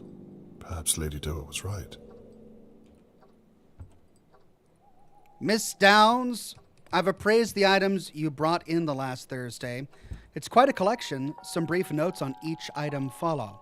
The lacquered wood cigarette case with the inset sapphire stone and silver trim looks genuine. Interesting lid engraving with the maker's initials. Looks like a good piece. The Madagascan gold brooch with pearl inlay and abalone rim is quite a rare find, definitely of interest. I'm uncertain about the silver hairbrush with the floral patterning. Some of the detailing leads me to believe it might be a replica. The silver candlestick holder with ruby inlay looks to me like a genuine Edwardian piece. T. Trilby. This all sounds fancy. If she was stealing items from Mrs. Doer to pawn them, well, okay, so she was getting them appraised. We don't know yet if she was actually trying to pawn them for herself. But still extremely foolish to leave a note like this behind in the very woman's house. Okay, we've got a 4-digit code. Right. Locked. Of course it is.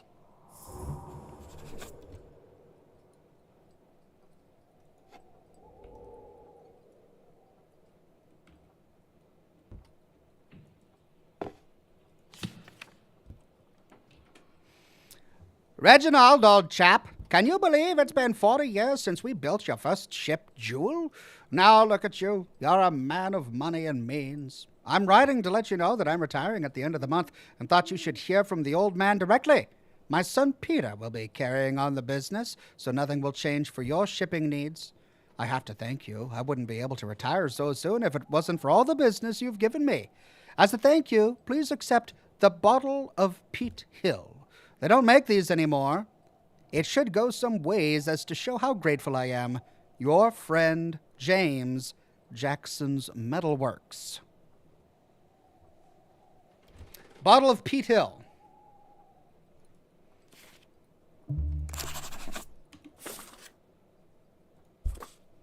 Lord Reginald Doer was a boat builder for over 40 years. His first boat must have been his pride and joy. Right, we know his name was Reginald, which is going to help us figure out exactly who she is.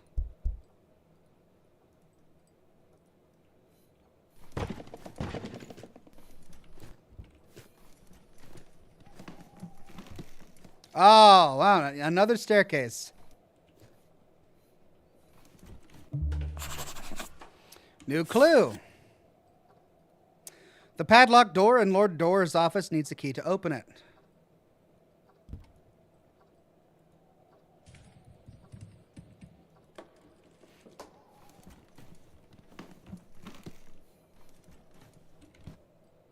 The Doer crest. Very fancy.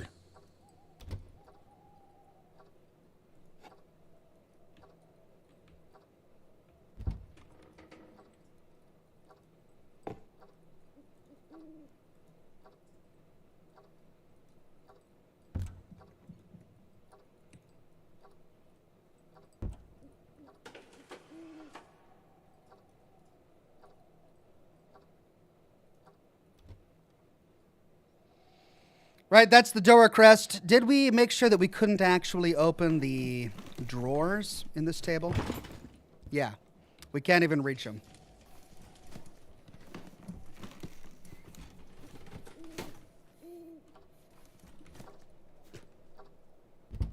Now, what's this?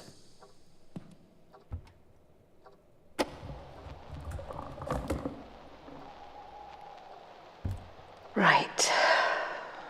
The time is 10:50 on the 22nd. Let's have another look.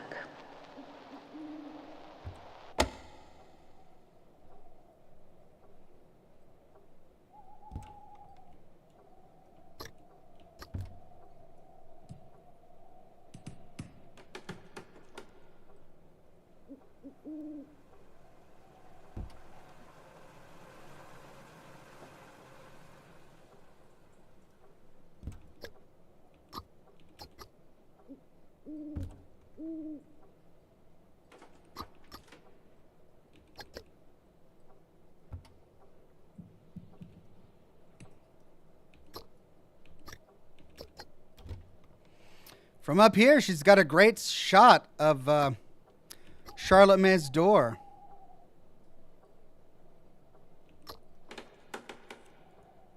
The telescope is pointed right at Mr. Morgan's house. Was she spying on Charlotte May? The 22nd was the night that Charlotte May was taken. Let's hear what she has to say. I wonder if it has anything to do with Seddon and Sons.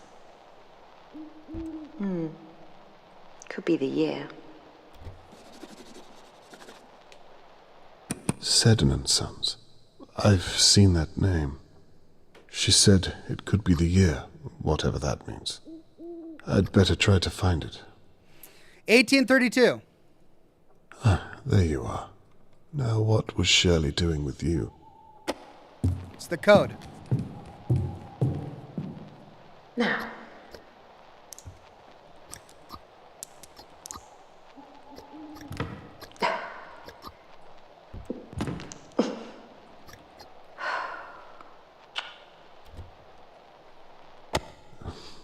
By the sounds of it, she was trying to open something in this room. Lady Doe was right. Shirley's stealing from her.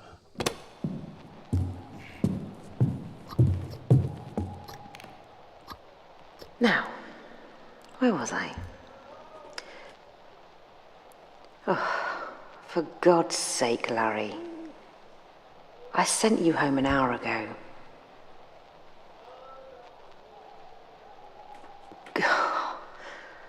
Not your shoe.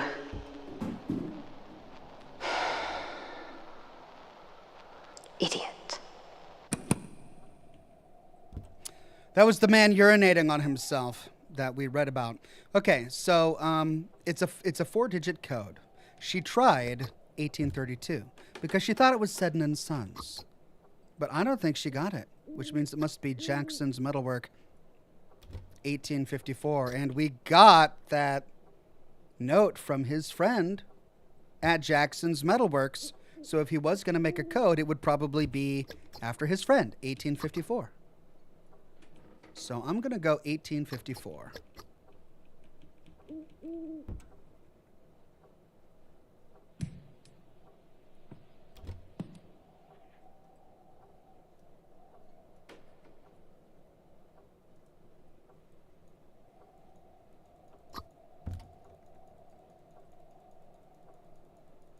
But I'm not done. There's still something I need to find.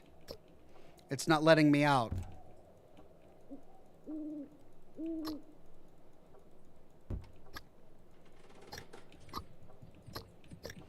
Okay, back at the pub.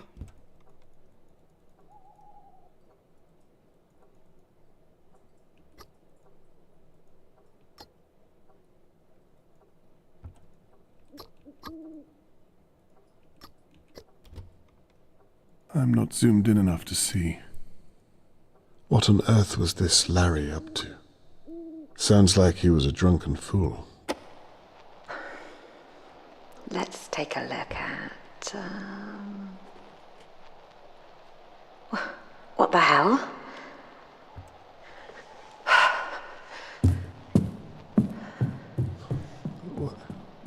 What did she see?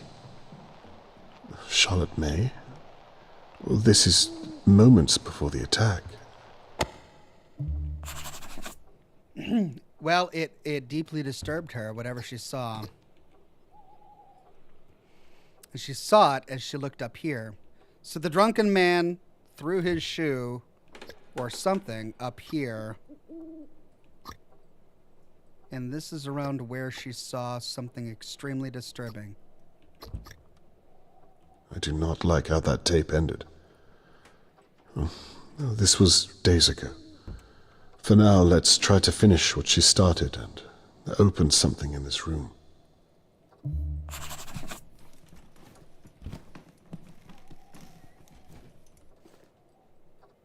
It could have been this.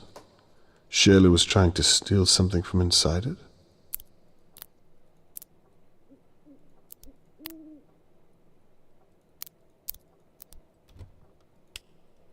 Bingo! Good. It was Metalworks. Ah! Oh. Excellent.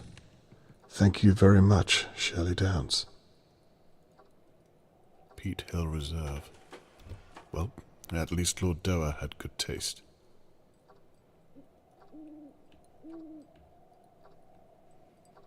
I can take it. Stealing the booze.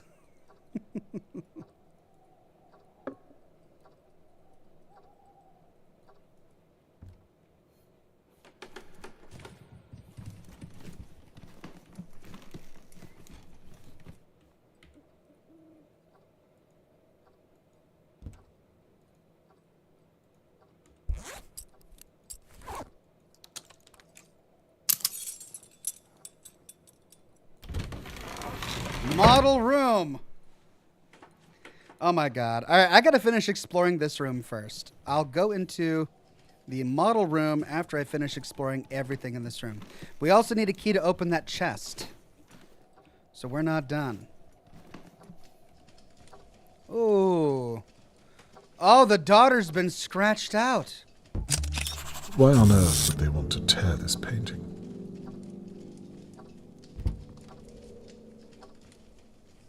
There's the mirror.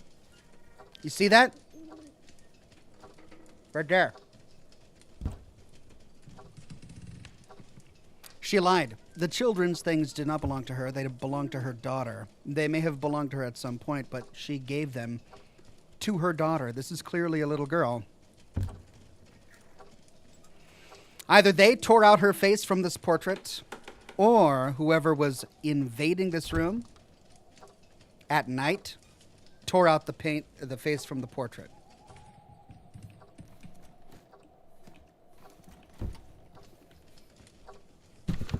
If I had something flat to slide down this drawer.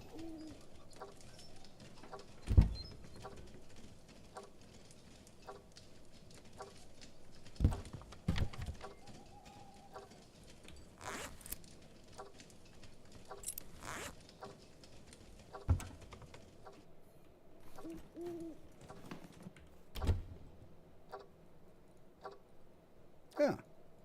Something was here.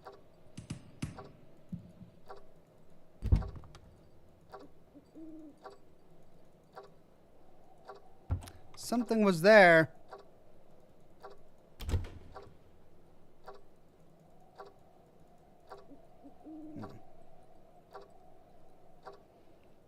Does that look like a real fireplace to you?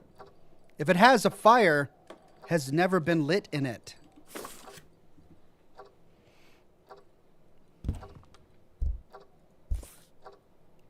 Shirley was looking through the telescope in Lord Doer's office. She left abruptly after seeing something to do with one of her neighbors. Was it Charlotte May? I think that's a false wall. And I think...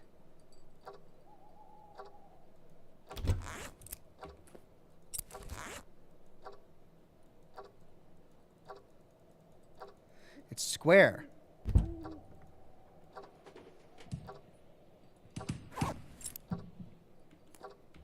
I need to put something here. And that looks like it would fit. But clearly not.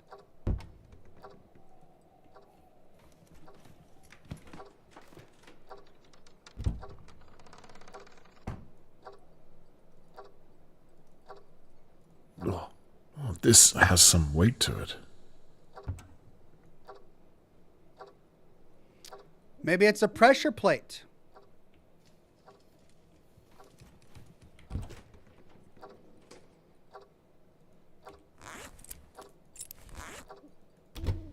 Nope, I can't set that down either.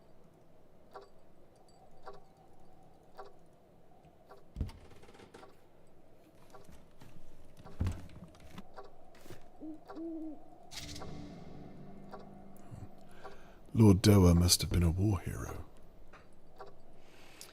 Can we read it? Reginald Doer. Oh, and then I took it.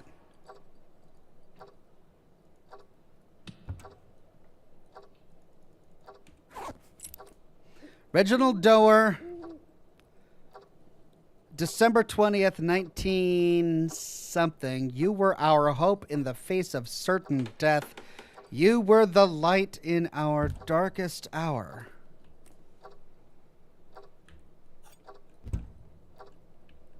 Doer.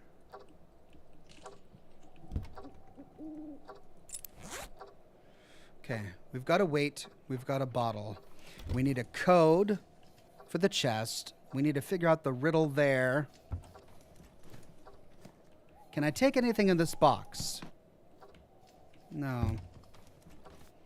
And we need something flat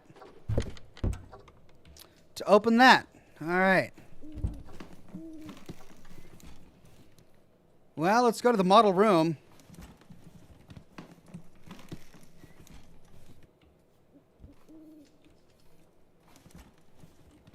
Now, what on earth? Charlotte May! Charlotte, are you in there? How do I lift this? Did Lord Doer model all of these himself? Model ship. The Marshal.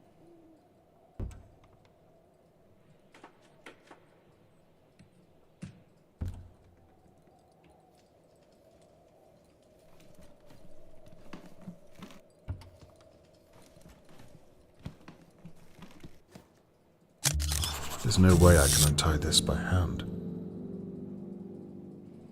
That is a sailor's knot.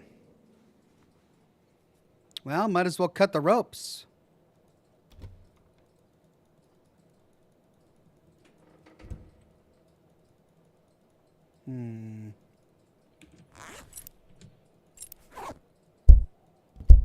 Could burn the ropes. Nope, can't use the lighter on that.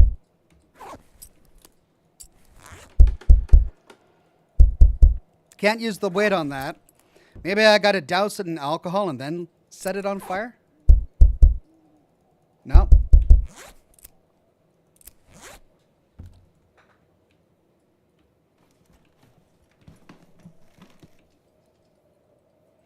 Another fireplace that has never had a fire lit in it. Look how clean that is. But I can't even look at it because the camera is forcing me to look over here. Lord Doer was a hobbyist. Nothing useful in there. I mean, those are flat. Glue. Lord Doer was a hobby man. And I can take the glue tin. Easy to use, clean with water, superior strength, longer open time, bonds to itself.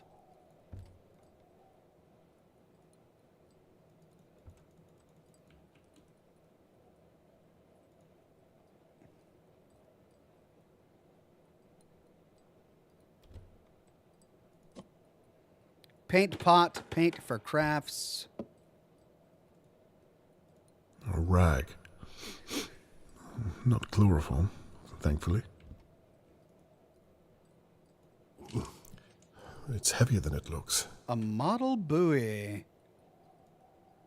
And I can take it as well. Lord Doer was a well-read man.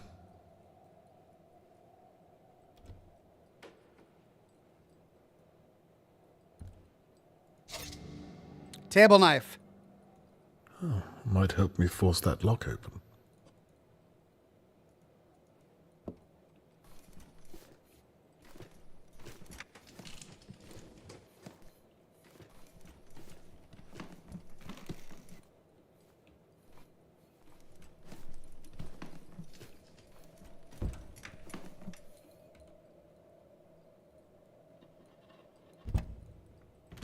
This makes things quicker.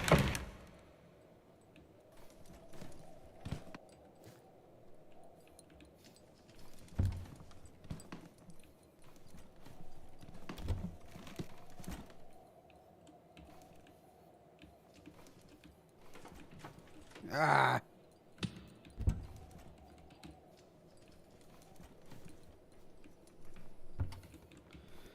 Okay, well, we know that the table knife needs to be used to open that one drawer. We're going to go do that to see if it gives us the next clue that we need to continue solving this puzzle.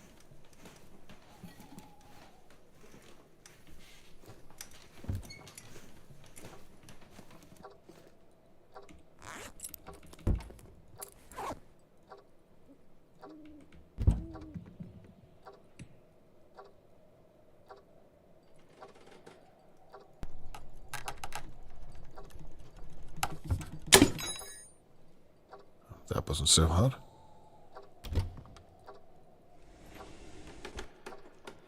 What have we here? A letter. Looks like it was when Lord Doer was still alive.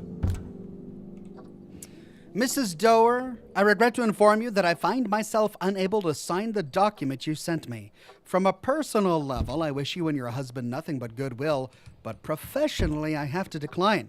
I have already contacted Spencer/Hulme and told them that I find you too emotionally unstable. Sadly, this means you failed to meet their stringent requirements. Perhaps we can meet and discuss it further once I return from my trip to America. Sincerest apologies, Dr. Ambrose Chapel. Doctor.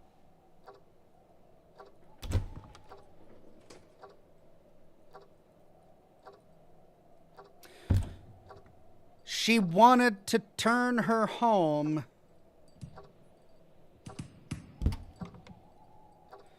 into like a daycare or an orphanage or something.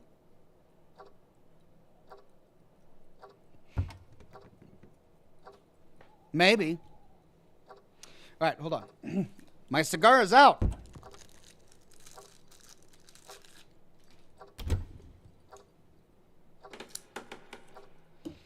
Amanda says, oh snap, she was going to write someone off in the will. Maybe. But Dr. Ambrose Chapel? He did contact Spencer/Hulme. That does sound like a legal entity, like a lawyer's firm, Spencer and Hulme. So perhaps it did have something to do with the will. And she has a daughter who has been, well, exiled, I guess, expunged from family memory. She says that she has no children. She claims that the toys are hers. The oil painting of her child is ripped out. The child is gone. So maybe she was writing her daughter out of the will. And Dr. Ambrose could be a doctor of something else. Maybe he's not a medical doctor.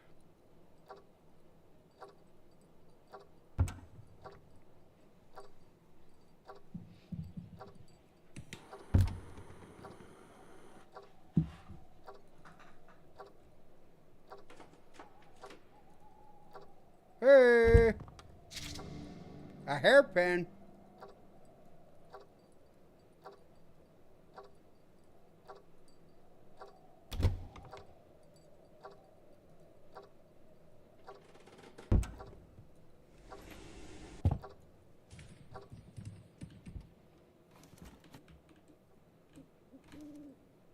Yes, I know.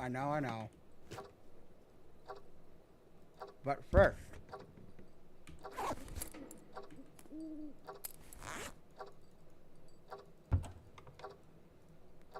all right. We're not going to find a key for this box, but maybe we can pick it with a hairpin.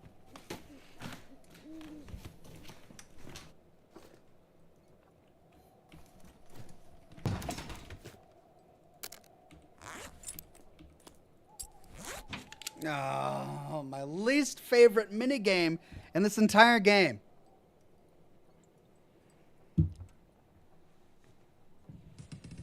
It's such a poor design. Ugh.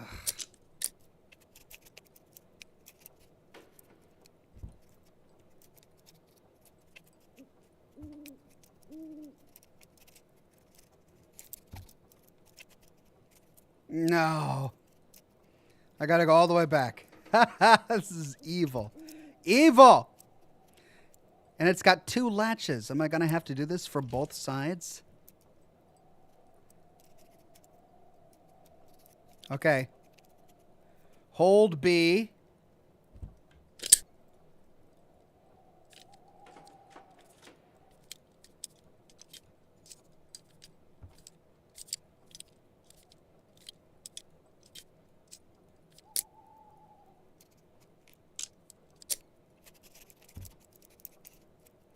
At least this one's easier. Hold Q. Oh, that's One it. down. Yay. 1 to go. They are making me do the other one. I need another bobby pin. That destroyed the bobby pin.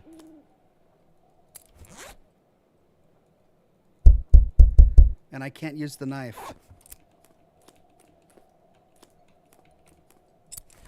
We got to find another bobby pin.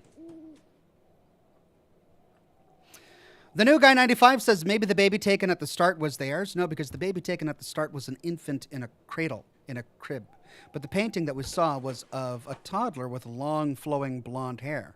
So when the painting was taken, when the painting was done, the child was 2, 3 at least. But the kidnapping at the very beginning of the game was an infant. So they couldn't be the same child. Greg Williams says, hey, Ox, sorry I've been MIA. Work is killing me in hours as of late. Missed you, big guy. As always, much love to you. Should be back to normal soon. Thanks, Greg. Glad you're here. Hope things get back to normal sooner rather than later.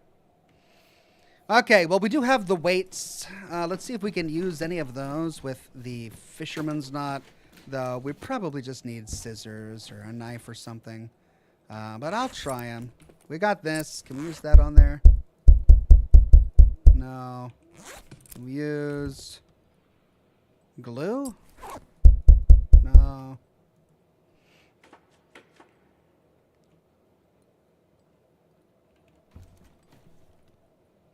There's this board right there propped up against it I'm curious about, but even when we get close, nothing happens. All right, so let's go across the hall. That's the one part that we haven't explored yet.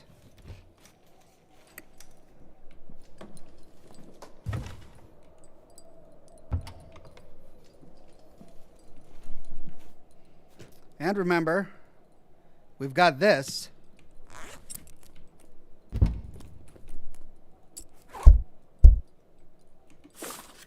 Keep searching upstairs to find a way to open the last lock.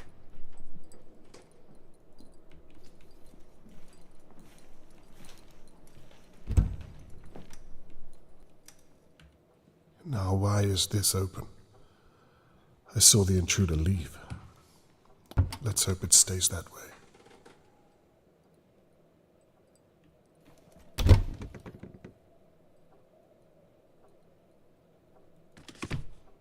Now, what do we have here? Got the stamp.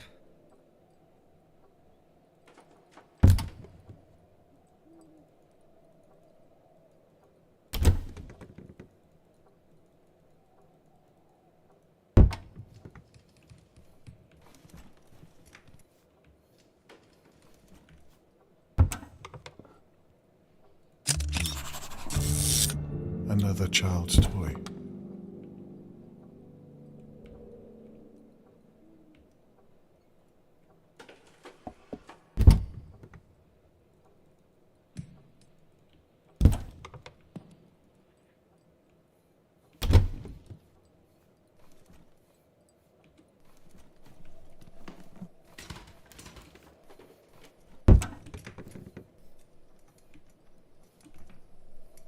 Oh no.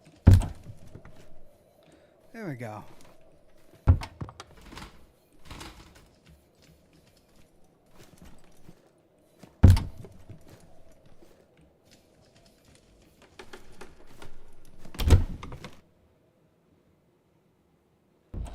Are you out there somewhere? Or are you in here? I will catch you. There goes the train. Dahlia Turn says, hey, Oxhorn, it's always good to catch your live streams. Would you be able to tell me your current streaming schedule, like days of the weekend times? Yeah, my current streaming schedule right now is Thursday evenings only for Scotch and Smoke Rings. I'm pausing my weekday streams for now, not permanently, but I don't have a date for when I will resume them. So Scotch and Smoke Rings, Thursday nights between 8 and 9 p.m. Pacific. That's when I stream. Greg Williams says, also, why did the baby Strawberry cry?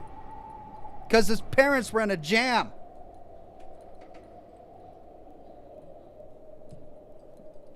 And did I ever tell you how to fall downstairs? Step 1. Step 2. Step 6. Play on. Thank you, Greg Williams. I don't think I've seen Lady Doe smoke before now. Must be Shirley's.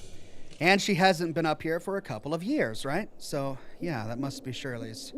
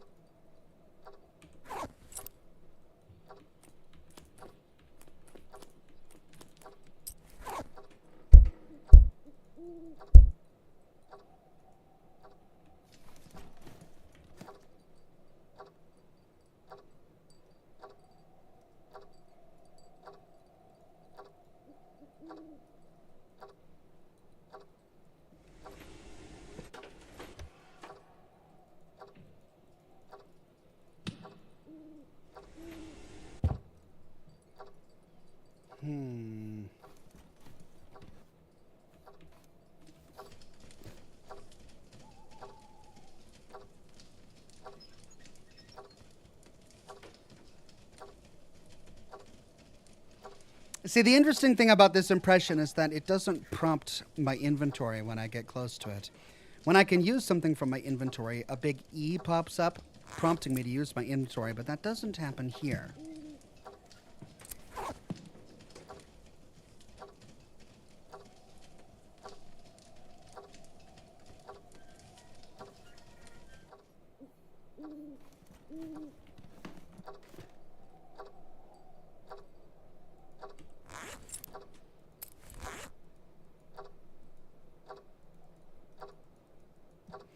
Can't replace the weights in the clock.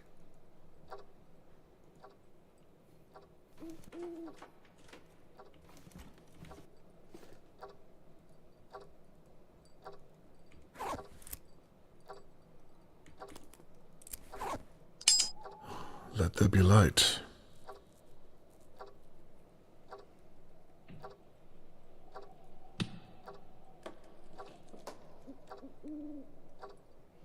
Can I take it? Or was this supposed to be a signal to someone? I can't take it.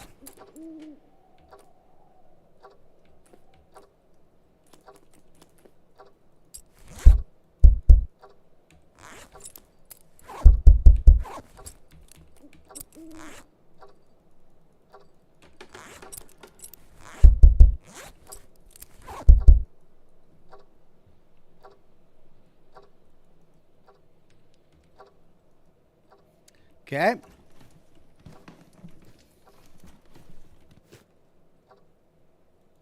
Now, what was she looking at that she needed for this room?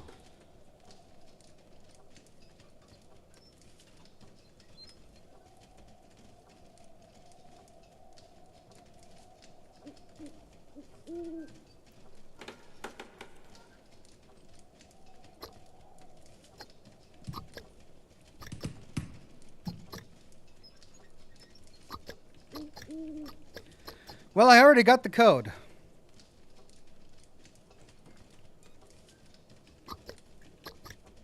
I think that's it.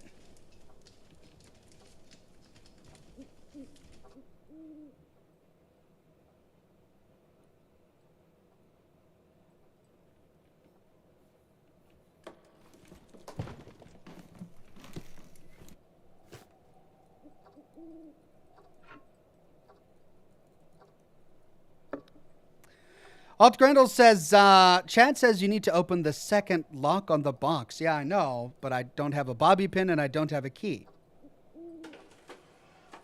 Chris Tidwell says, what did the fish say when it hit a ball? Damn! Yes, it would. I mean, unless I can use the table knife or something else. Because that's one of them. So table knife. No. Lighter. No. Alcohol. No. That key. No.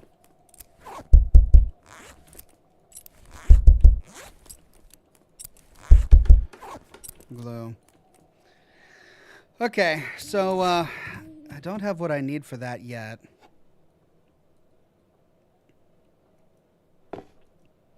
Let's focus on the hanging thing in the model room.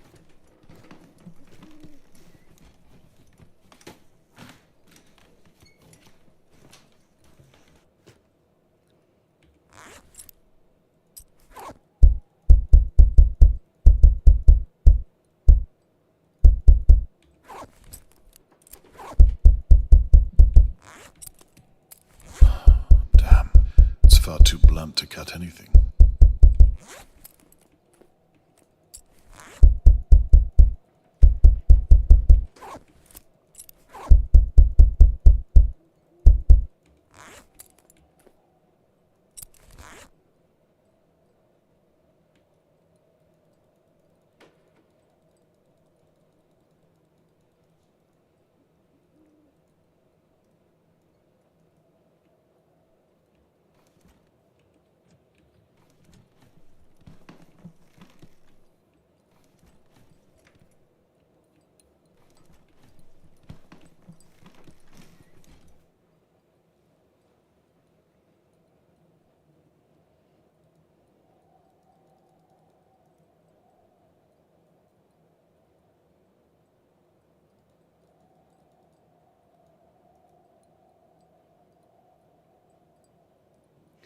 If I could light the candlestick, I could hold the candlestick under the rope until the rope burns. But I can't pick up the candlestick.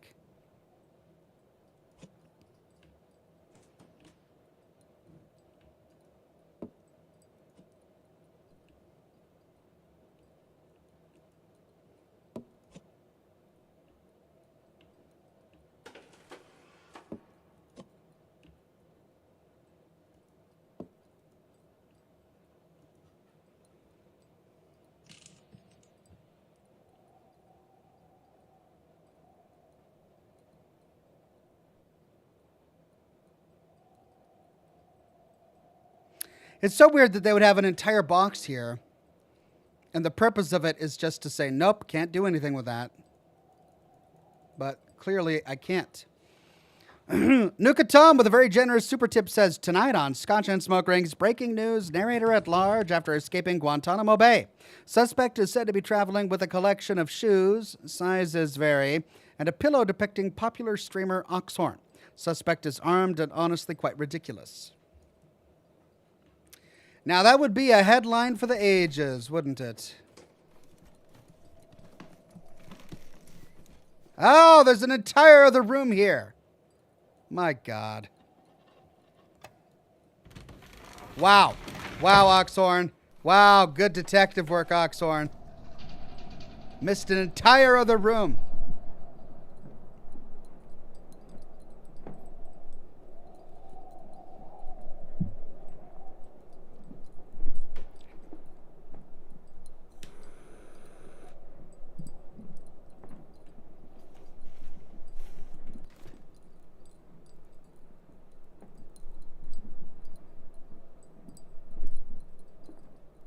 Count it right up.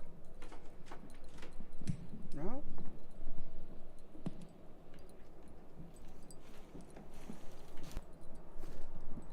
Lord Doer. I never met the man. Let's see. We've seen his model ship.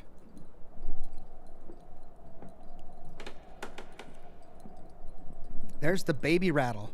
Look at that. There's the baby rattle in the picture. Telescope. There's the small box.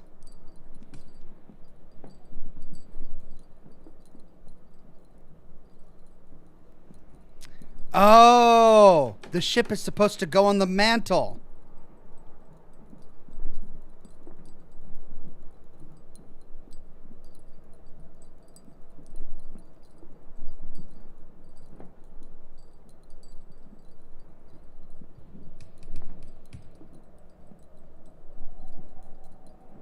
Okay. Well, maybe now we can pick up the ship.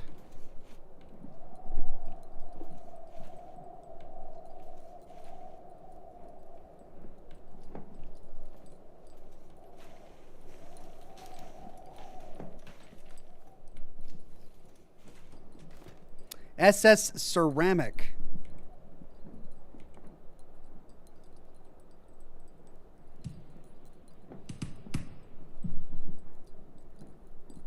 I don't think I would want to name my big luxury liner the Ceramic. Might as well name it Careful, Fragile.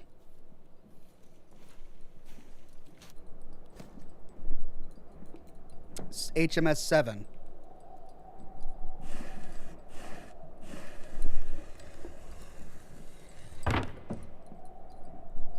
If that's the size of the model, I dread to think how big the real thing was.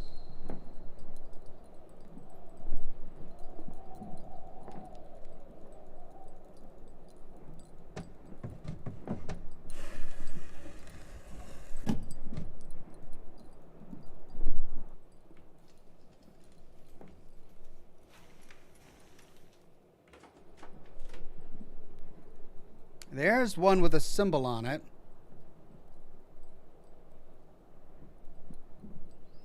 Can't interact with it, though.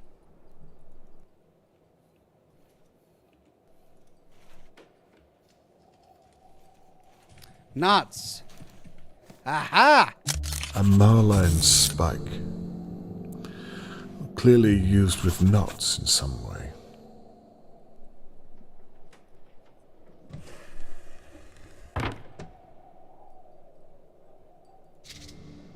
Take the marline spike.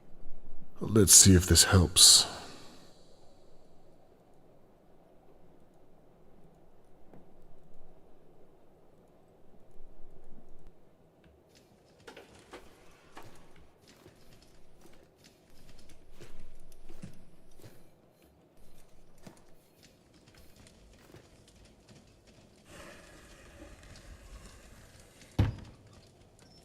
These are anchor weights, all different by the looks of them.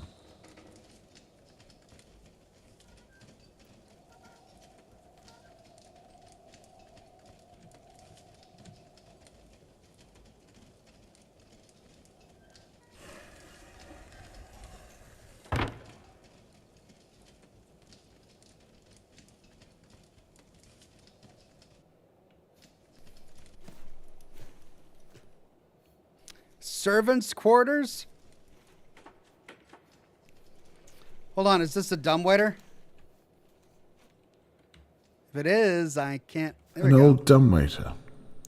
I wonder if it still works. Okay, where do I crank it?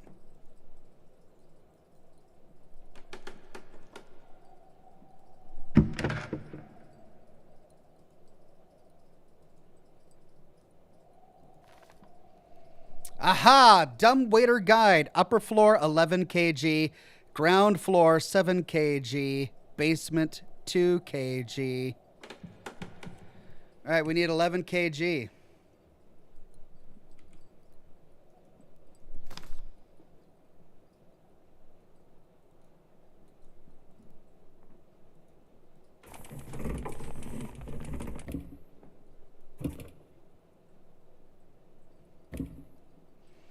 Wait, that means it's on the floor below us. So it's already got 7 kg on there somehow. So we need to add 4 more kg.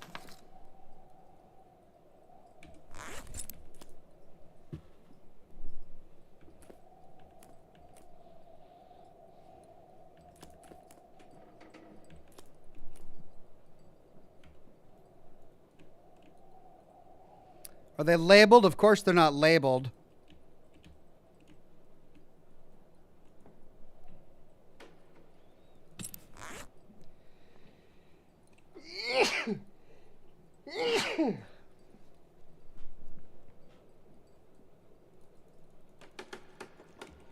Nope.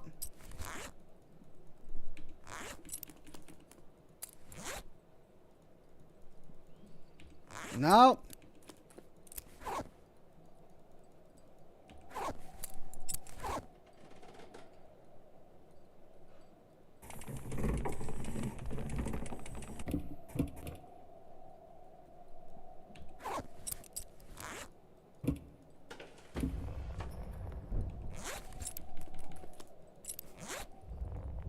Oh, that's where I put them. Okay, so not on there. It's on there.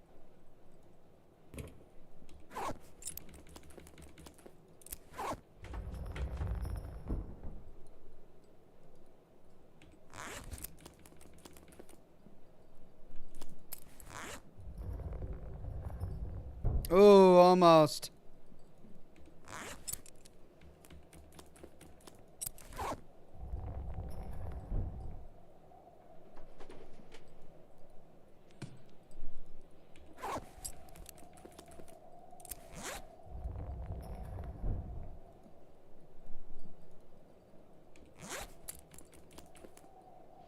Well, those are the only two I have left.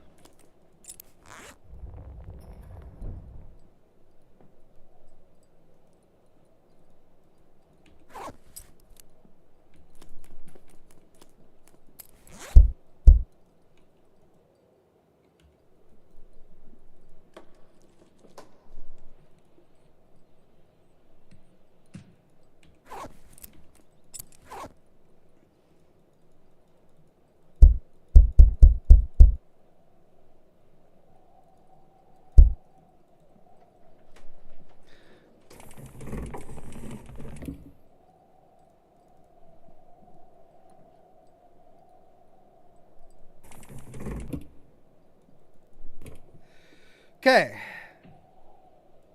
Let's try that one. Let's try... No, let's try the heavier ones. Let's try that one. Okay. Let's try that one. Doesn't bring it down far enough. Okay, so let's try that one. Let's try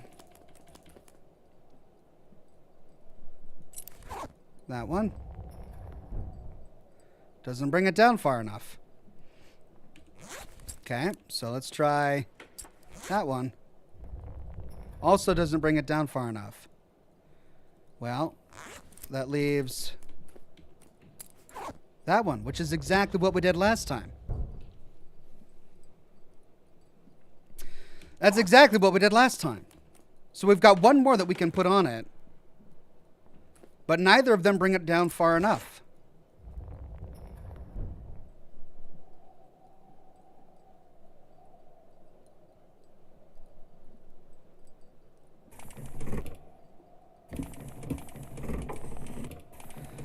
If only I could put something there. I have another weight. I just...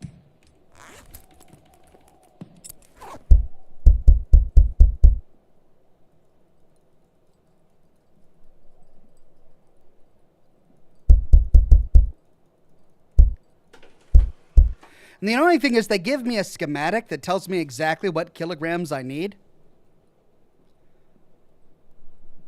But none of the weights that I have are labeled. So I don't know what kilograms they are.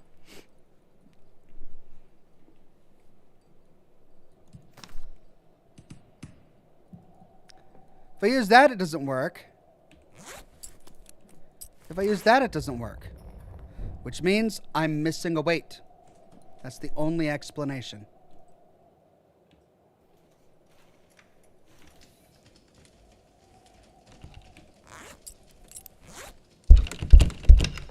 That lock doesn't work. Can't get into the servants' quarters. Okay.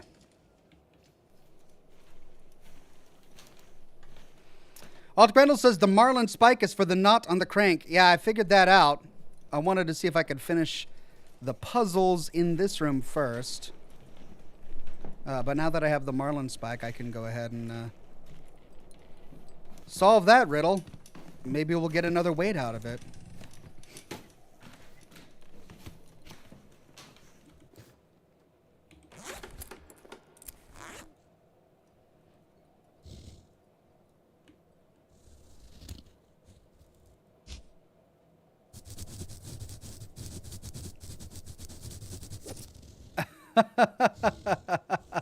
This is actually an interesting way to visualize untying a knot with a Marlin spike. Gotta say, it's weird, but I don't hate it. I do hate the lock picking one, though.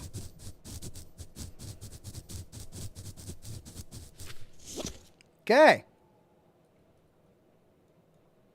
Please let me be wrong. Jesus Christ. What is going on up there, Mr. Conrad? Everything's fine. I tripped on something is all. Maybe you should come back down before you break something. Just another moment, if you would. Very well. Yeah, I tripped in my wheelchair. Not what I expected at all. That explains the craft tools. Perhaps I'm wrong about Lady Doa.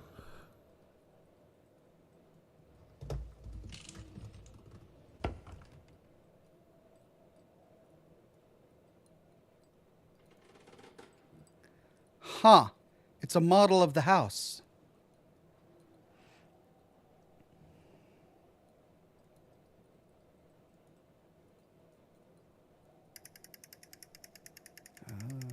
Doa's hidden room. Genius. And that tells us where it The is. missing wheel latch.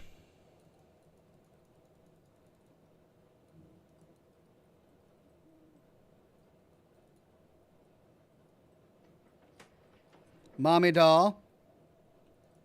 Lady Doa, you can go there. Daddy doll. Lord Doa, well, that's where you go. Now he's just playing. He's having fun.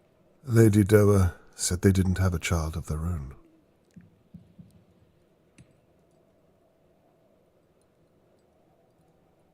That's the room with the banging door.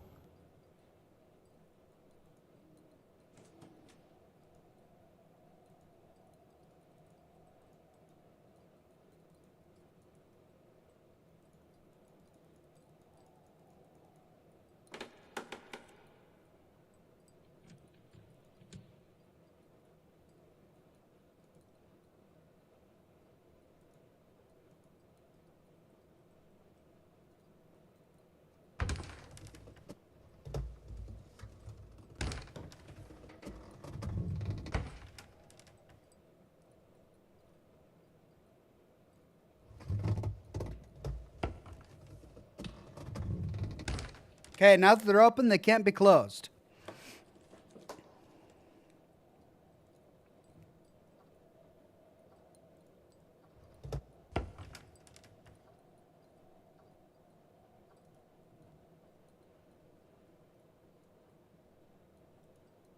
That's the office I've just come from. Very detailed.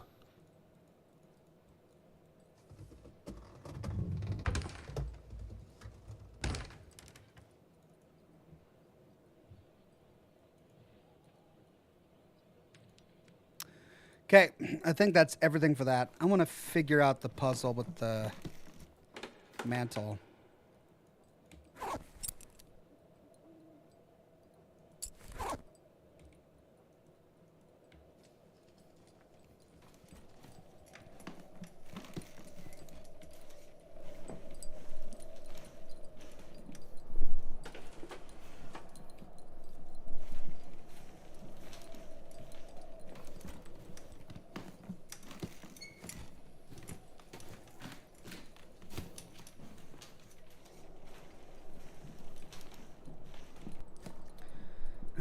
It doesn't have a name. The ship doesn't have a name. But it does have a plaque.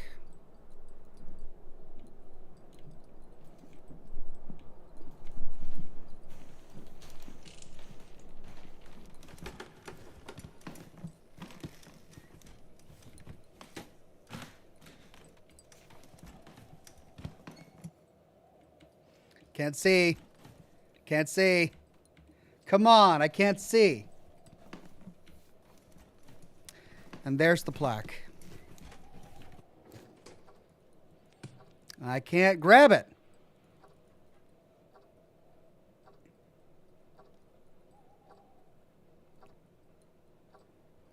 Hello.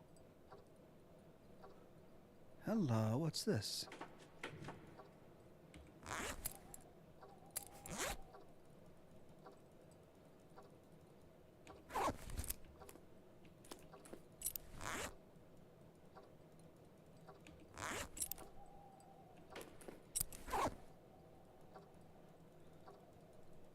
Why can I zoom in on this corner of the picture?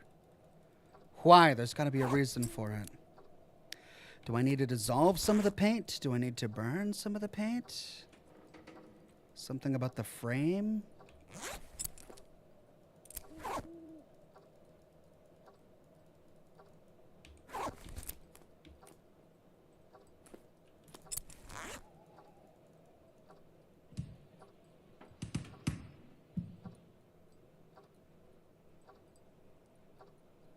They wouldn't let me look at it if it wasn't important.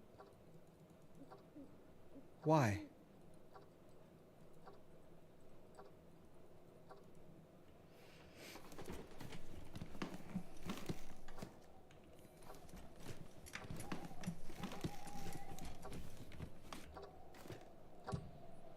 Just like this. Why would they let me look at it if it wasn't important? That's where the boat was. It was this fireplace. Okay, I'm going to stop driving myself crazy. Let's do what we know. And we know that we've got the crank, so we can open the table in the middle of the room.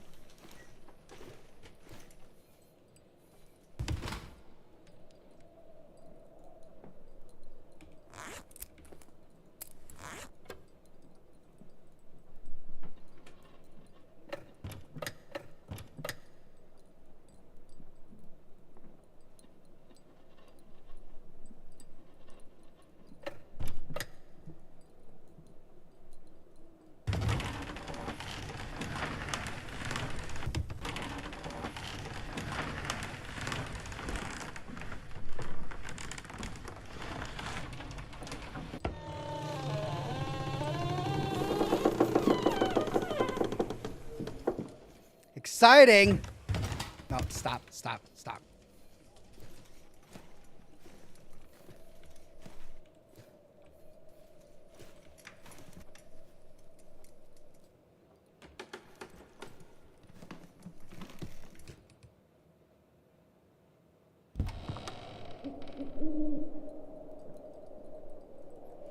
It was over here, wasn't it?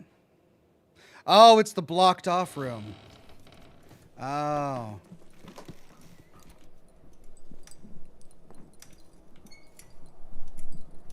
In there?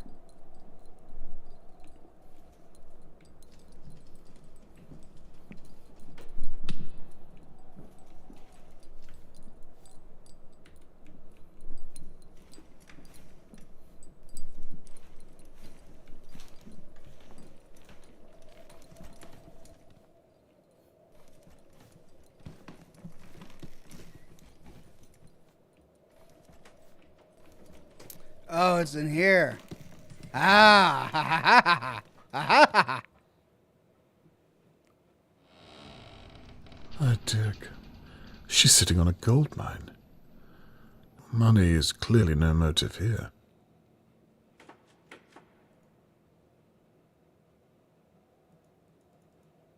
Wow.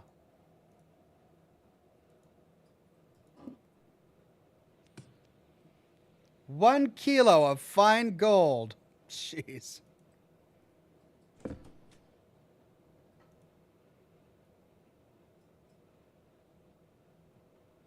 Ah, there it is.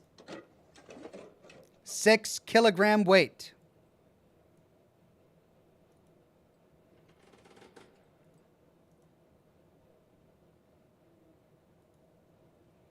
Toys. All this hidden away in a box. It belongs in a museum.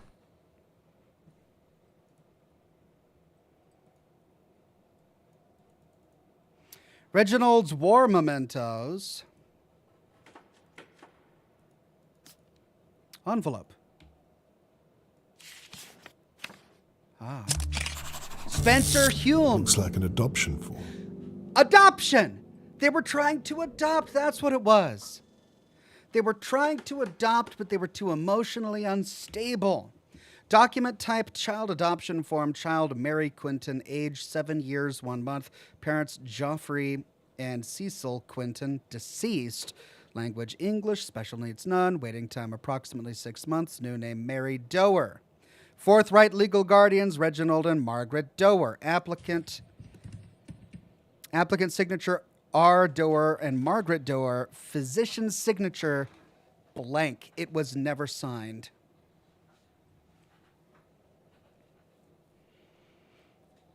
And yet they've got that painting.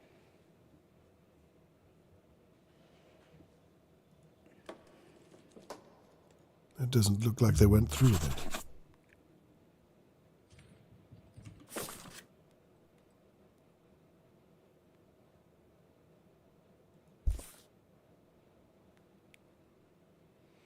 Lady and Lord Doer tried to adopt a child. Being denied by their doctor must have been hard on them. Lord Reginald Doer was a boat builder for over 40 years. His first boat must have been his pride and joy. Oh, hello. A cryptex. Looks like I need an 8-digit code to open it. Oh, freaking I wonder what's hidden inside. I should probably go and talk to Lady Doer. A freaking cryptex? It's jammed tight. Let's hope it's in the right place. Orgersifid.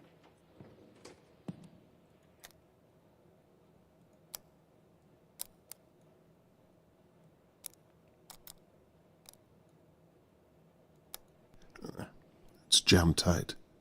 Let's hope it's in the right place. So we know that it's an 8-letter word. And the 5th letter is R. It's got to be a name of one of the ships. Maybe the name of his first ship.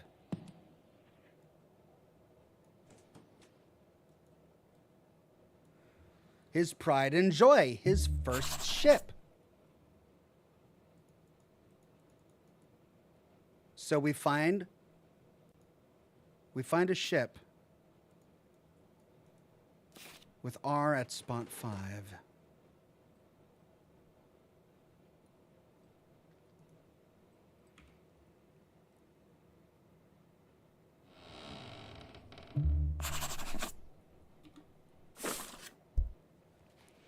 Ask Lady Doer what she knows about the cryptex. Pry information from Lady Doer.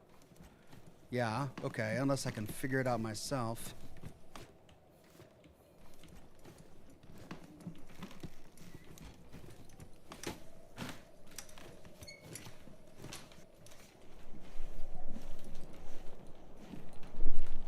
First ship was his pride and joy. It had a single smokestack and the bottom was painted blue, but it does not have a name. So, we've got a couple of models over here. I do recall one of them had a single smokestack, which appeared to be ridiculous for a ship of that size. Ceramic, single smokestack. If we include the SS, SSCERAMIC. No, that's 9. Crap. So it can't be SS ceramic. Close though, because the R would be in the right spot. Can't be 7.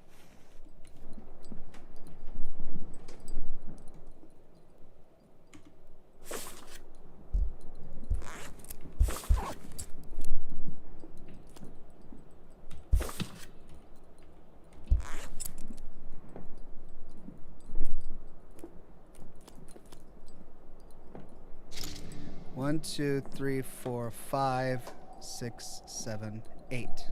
SS ceramic is 9. So if we go SSCER, so far so good. AMI, we don't have room for the C. It can't be SS ceramic.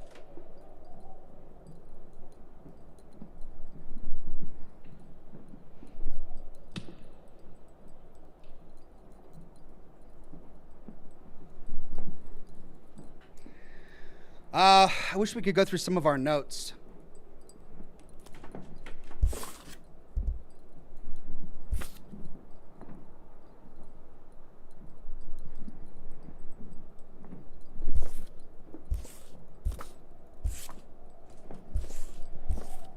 All of the evidence that we find, it gets, even though we take pictures, well, it makes sense though, because we can't develop the pictures until later. So, hold on. Was there another ship down here? I remember there was another ship that was mentioned in one of the notes that we took a picture of. But I guess we'd have to go find what the note was. Here's the blue-bottomed one. Hey, that's it. That's the one. That's the one that was in the photograph. And it doesn't have the name on the side. Blue bottom. It's got the Doer family seal. It's got the single red smokestack. That's the one. But it doesn't have a name.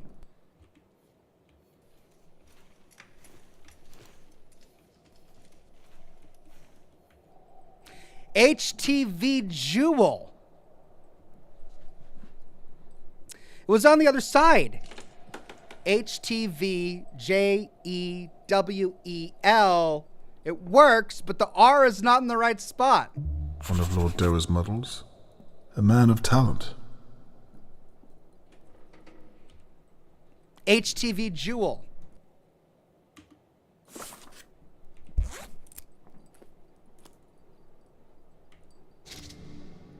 HTVJEWEL.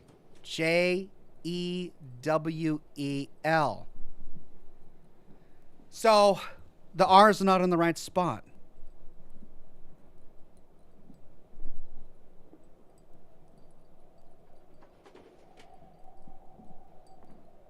Huh.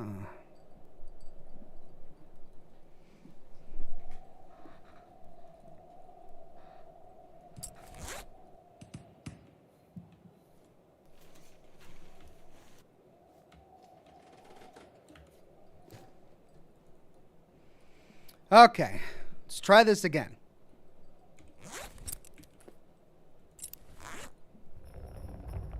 Whoa!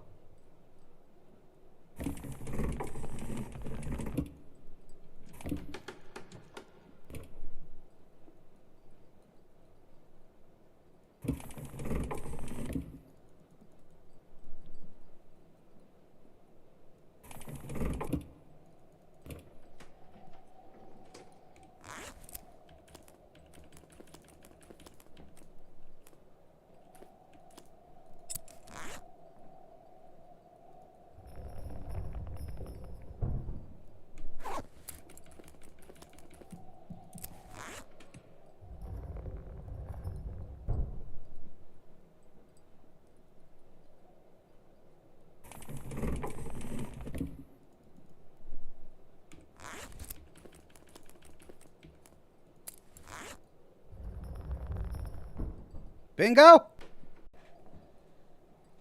Oh, hold on a second. I just got to disconnect briefly. Just got disconnected briefly. Looks like it's come back, but it's a little splotchy. There we go. Looks like I'm back. Okay. Yeah, I had a bit of an interruption there during the broadcast, but we finally got it open, and inside we've got a picture of the torn canvas. Nice. Well, that doesn't solve any of the puzzles we were currently trying to solve. We still need a key to the servants' quarters.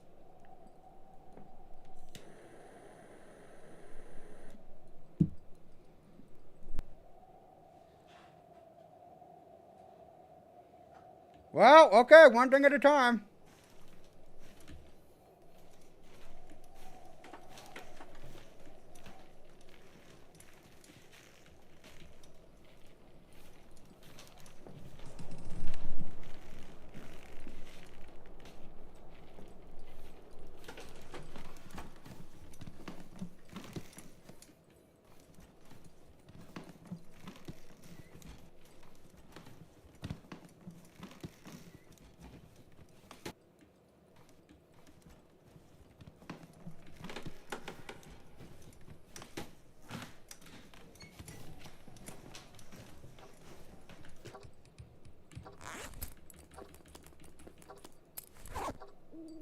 Well, this looks like Lord and Lady Doer's child.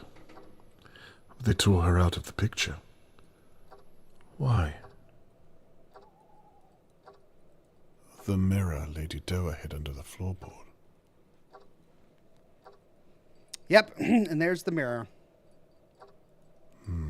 About the same age as Charlotte May. They look like a happy family. Well, he What does. on earth went wrong? She kind of looks happy. She does not look happy.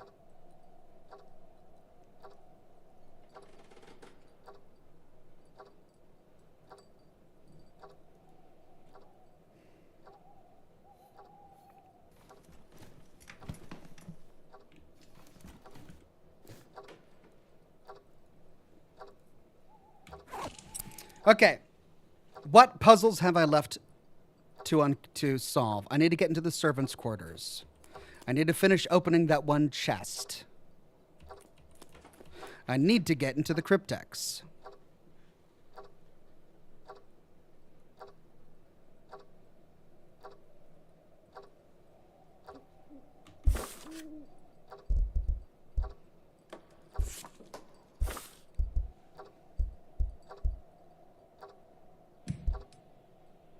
There's still one more lock to open.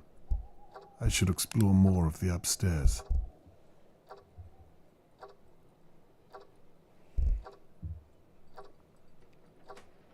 This is just driving me crazy. And I can't do anything. Like, that looks like it would fit.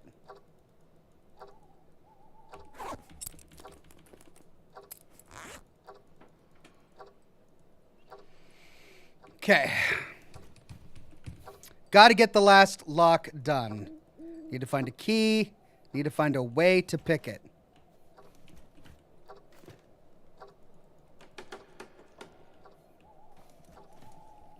Surely the lighter could do more than that.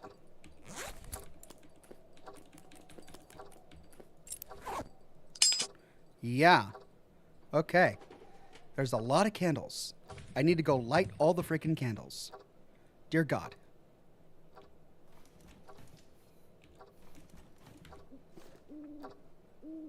Burnt out, burnt out, burnt out.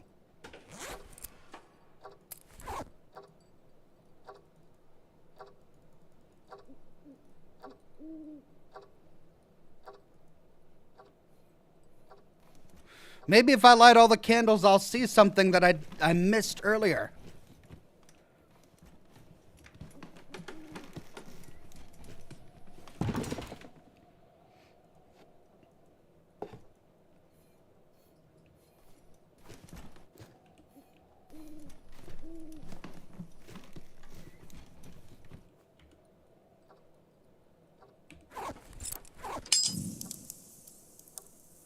Gas is still pouring into this room from the gas lamp? All right.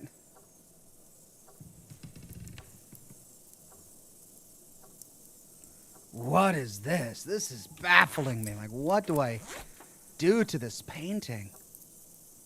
I can't grab it. I can't pry it open.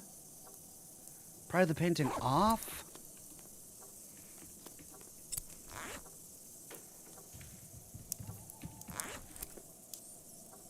Glue? Do I glue it?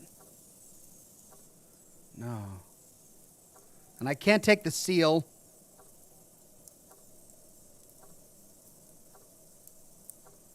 Okay. All right. Well, let's light all the candles. That's all I know to do right now. I'm just going to find every candle and gas lamp and set it on fire. Marshall. Marshall. 8 letters, but the R is in the wrong spot. The R is in spot 3. Needs to be in spot 5. Unless it's stuck. Could be stuck.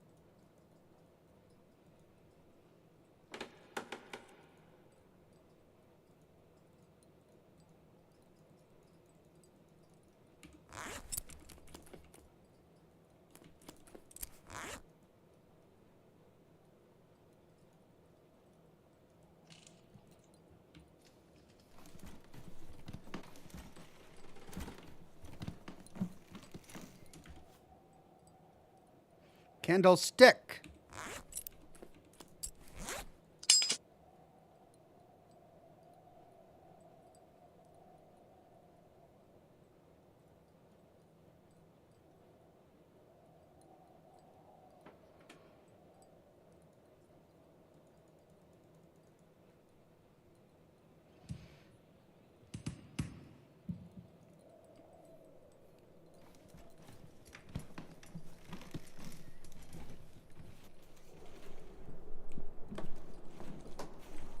The piano was another one that we could interact with, but we couldn't do anything once we got here.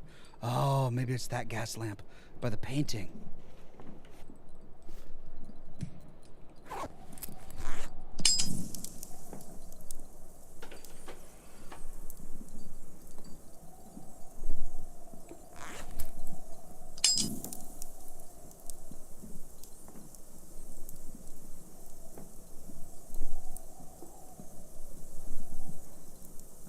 Didn't do anything. I've seen this boat up here already. I'm sure of it. Yeah, I know where it is. And we already got the name of it.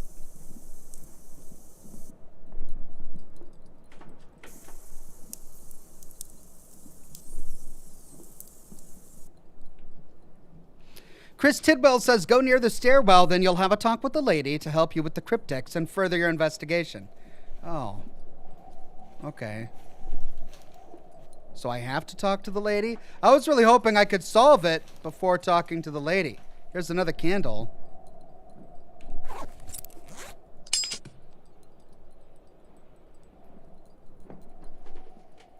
Yeah, it's got to be stuck. That's the only explanation.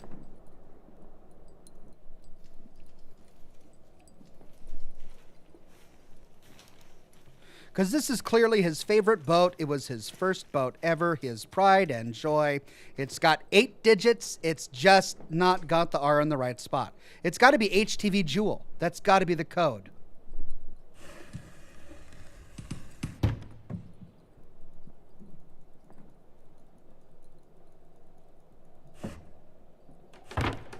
Can I grab it?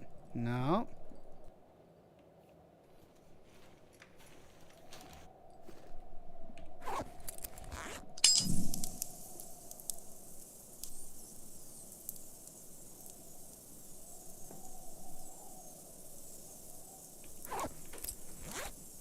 Oh, there's a little stub. A stub there, but I can't set that on fire. All right, let's go talk to the lady. Let's talk to her about the cryptex and...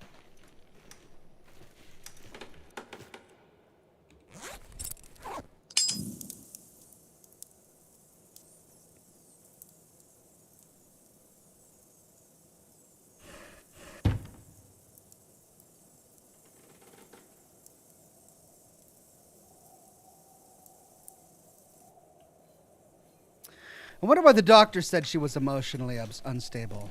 Was it her who was emotionally unstable or him as well?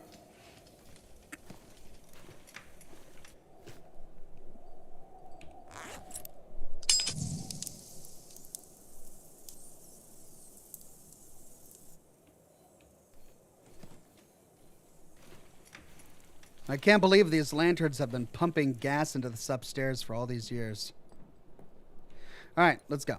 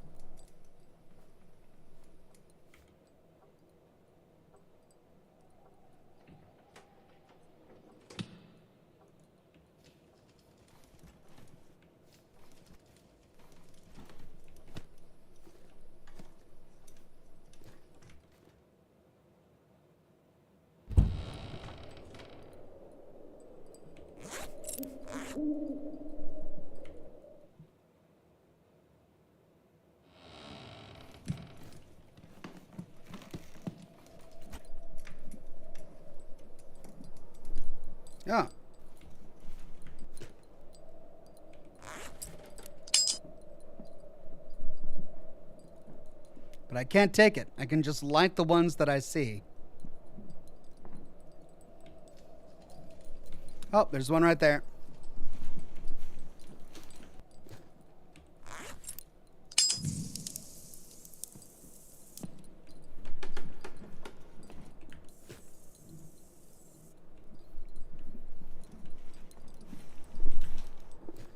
My lady, I've found this.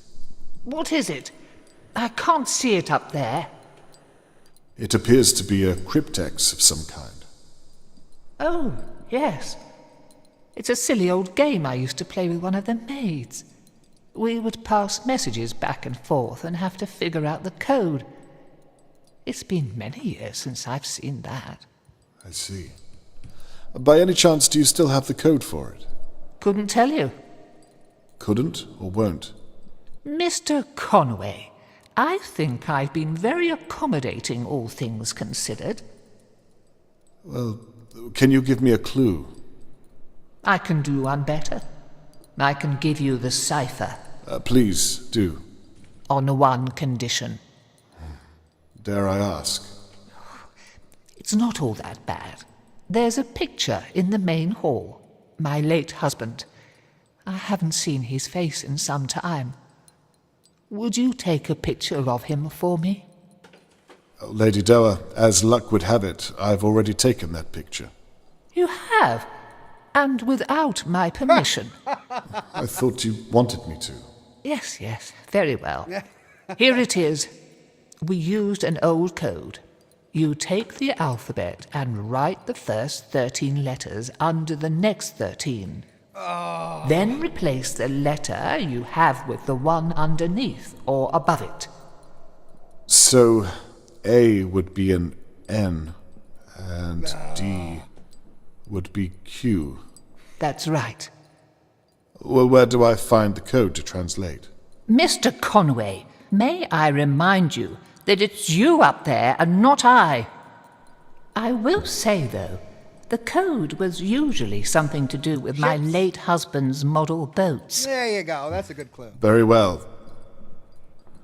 I'll start looking around then. All right, well, So, we already know which the one code it is is. something to do with Lord Doa's boats. We already know which one it is. And the cipher's going to remain at the top of the screen. Yay, until we solve it. Hooray. You just go remember, because it wasn't HMS, it was like HTV or something. HPV Jewel.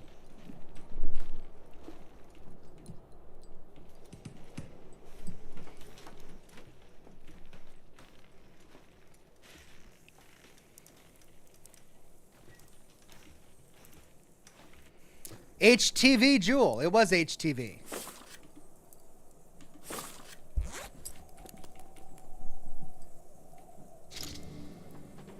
Okay. U.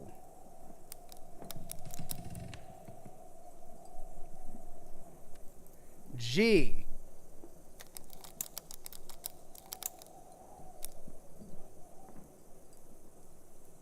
I.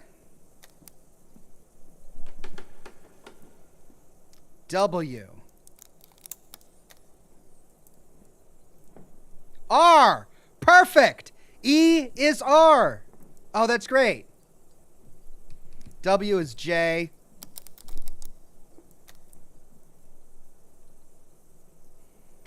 E is R. Again. And L is Y. Got you.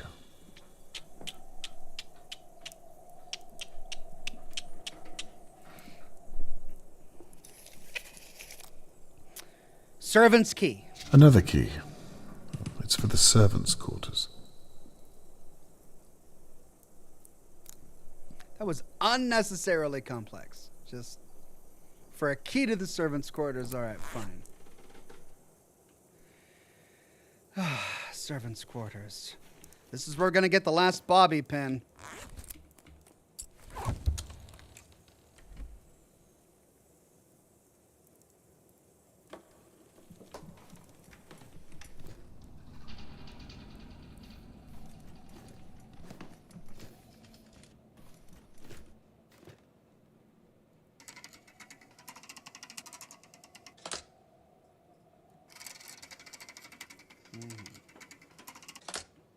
Okay.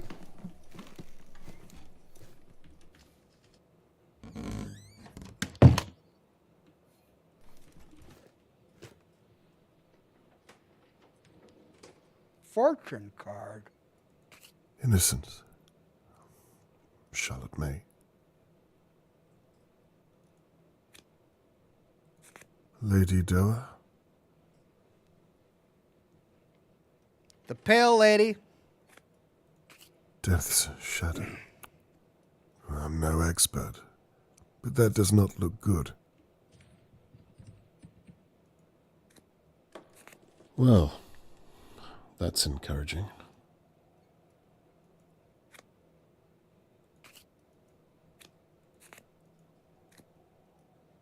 I can't light this one. Wait, here we go. Yeah, I can't light this one.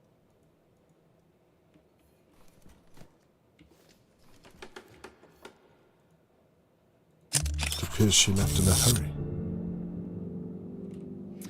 Marion! I don't have much time writing this in case I don't get to see you again.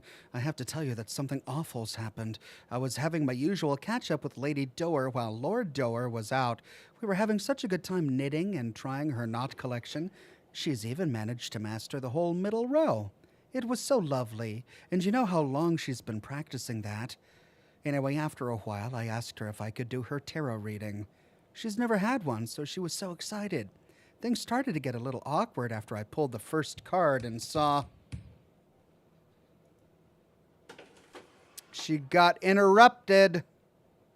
Look at that. Oh, she got interrupted. Surely an educated woman wouldn't put any stock in a tarot reading, though, right? Hey. I steal the stamps. I like the stamps. I see the stamps. I steal them. They're my stamps. Could be useful. 999. It's a shame to damage something so beautiful. Look at I that. do want to open the box by the window. There we go. I got the key. Give me the metal clasp. Give it to me. Give it to me. Yeah. Got it. Oh, could be useful. Anything else left in there? No.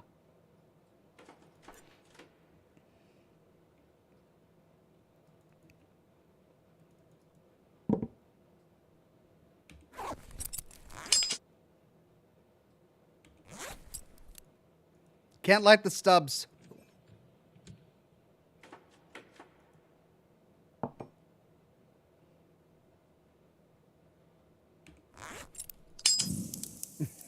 I am just like having more fun with the lighter than anything else in the game.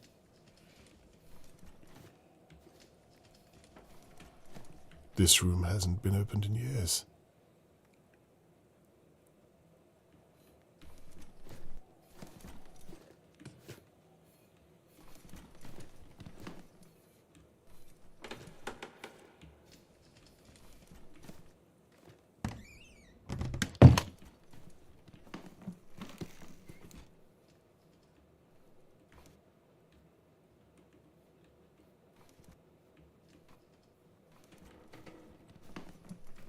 I want to light the lamp. Come on, let me light the lamp. I got the lighter. Let me light it. I want to light the lamp. I see the stamp. I take it. I see the lamp. I light it. Come on, let me light the lamp. No! Don't switch cameras. I want to set the lamp on fire. No! Oh, man. Oh, awkward camera angle.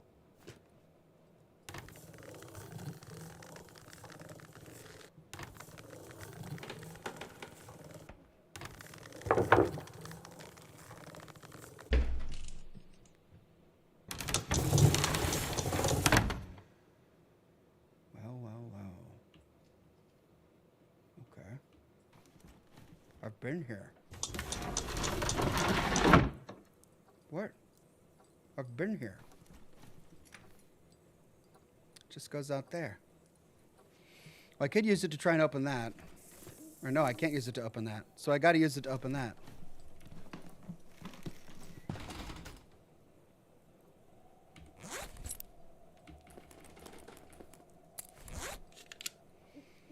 Oh, my least favorite minigame.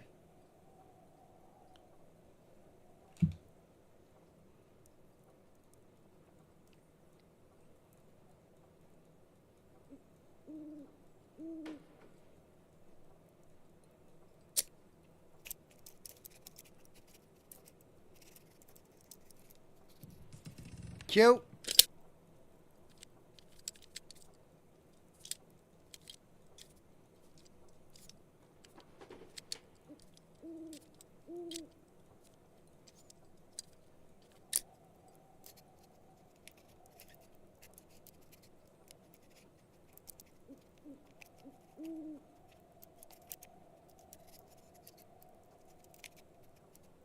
No! Oh, I gotta go all the way back? Really? Oh, it's like Operation. Don't touch the sides.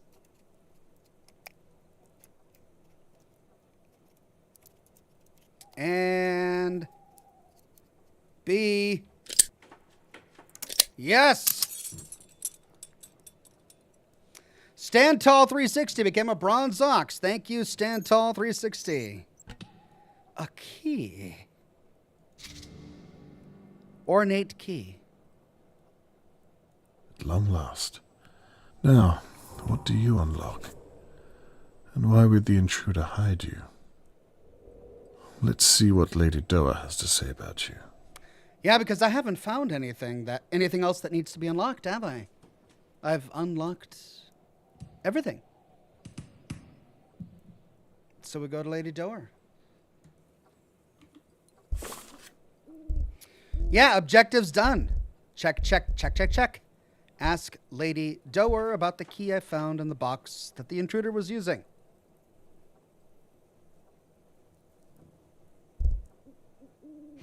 Interesting that this note isn't crossed out. Lord Doer was a keen model maker. His model boats and house are impressive. Makes me wonder if there's something I'm forgetting.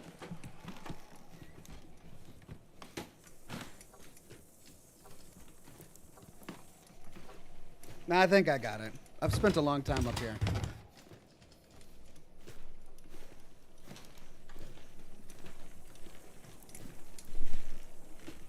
My lady, may I bother you again? Of course. I think I found out what the intruder was doing. About time. Go on, then. It's a key. Looks to be quite ornate. Go on. I was hoping you could tell me. Describe it to me. Perhaps it'll jog my memory.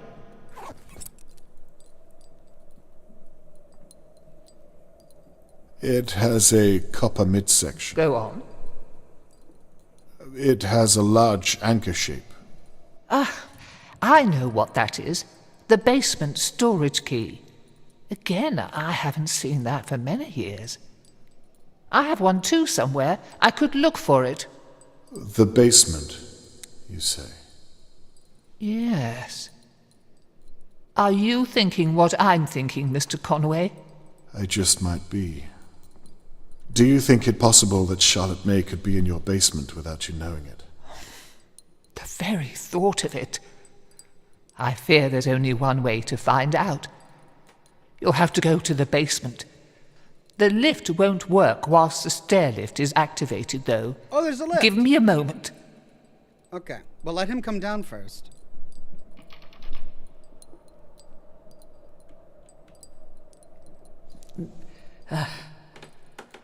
Now, you really are alone up there, Mr. Conway. Can I just remind you that... What is it? Are you expecting anyone? Another intruder, you mean? Lady Doa, I'm serious. Oh, my. I'll go and call the police. Shh!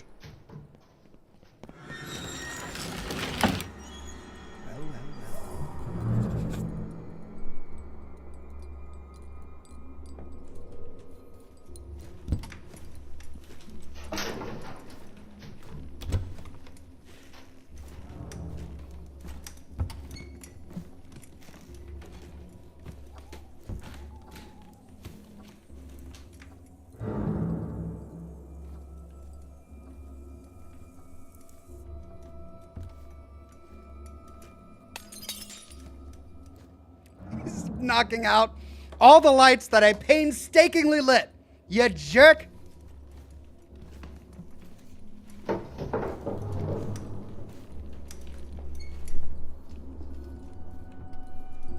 The game keeps wanting me to call out, but I'm not going to. This wheelchair-bound detective is constantly talking whenever he enters a new house, alerting people to his presence, and I don't think that's smart. That's gonna be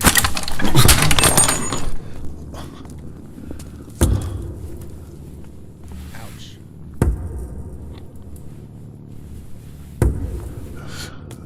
Stop. You won't get away with this.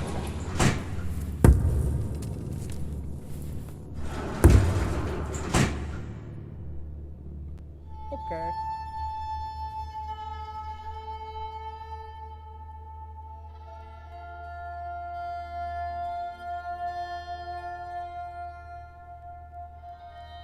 Well, am I now going to be a suspect in this? Oh, I gotta crawl for it? All right.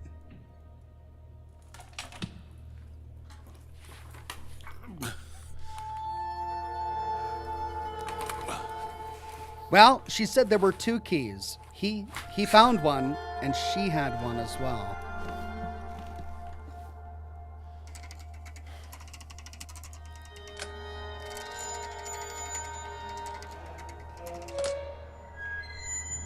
That's the lift to the basement.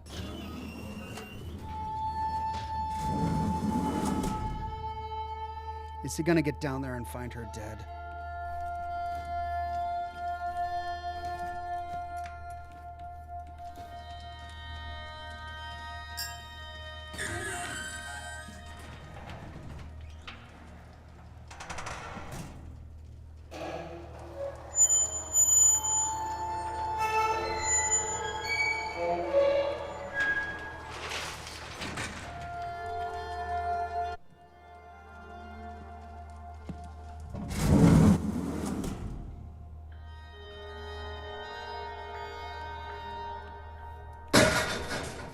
Ah!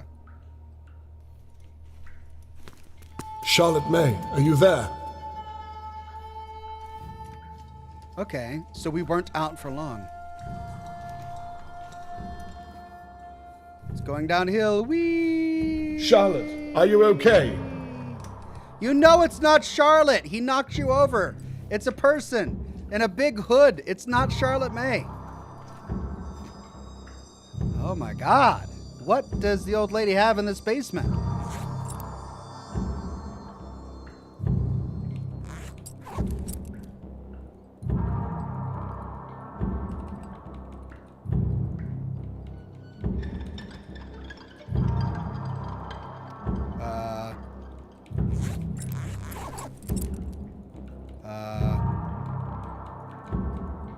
I think the game has glitched, actually.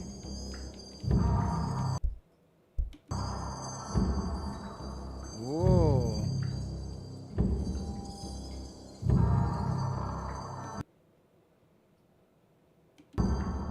Whoa, that's a bit of a glitch.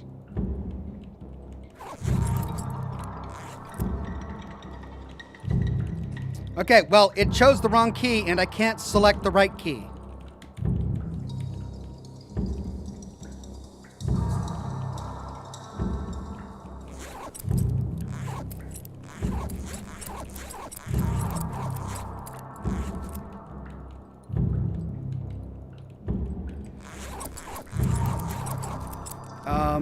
And I can't switch items. Ugh.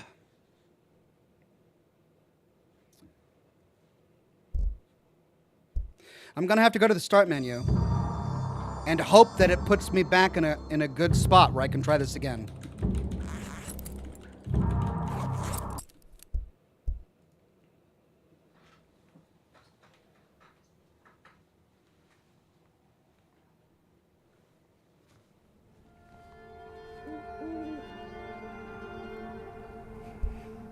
Continue. Okay. Puts us back here.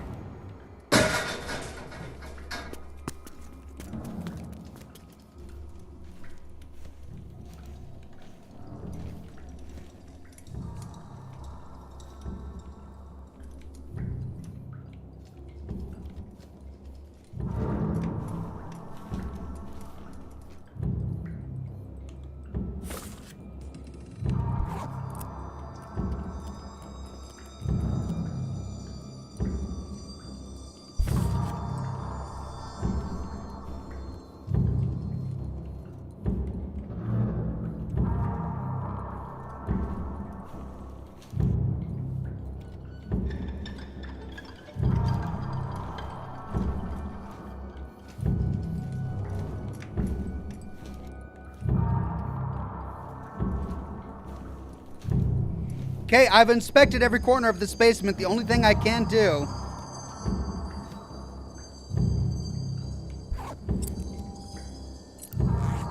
God damn, it's locked. I'm coming, Charlotte. Mr. Conway, what on earth is going on? What is all that banging? I need your help. The kidnapper is down here. What? That's it. I'm calling the police. Wait, no. I need to get into the basement. They took my key. Mr. Conway, are you insane? I'm calling the police, and that is the end of it.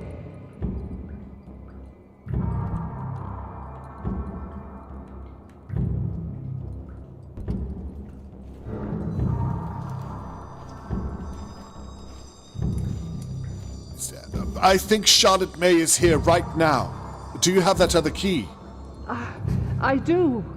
Toss it to me. I don't know. Lady Doa, please. Fine. Oh, come on. Quick time event! Really? Making me do a quick time event?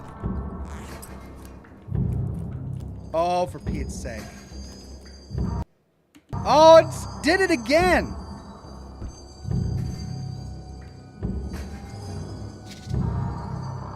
Got you.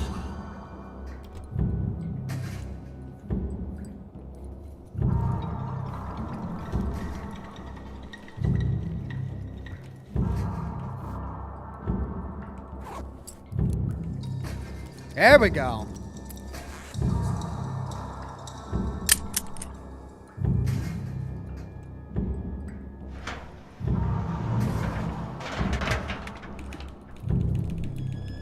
I said stop. God damn this bloody chair. Another quick time event.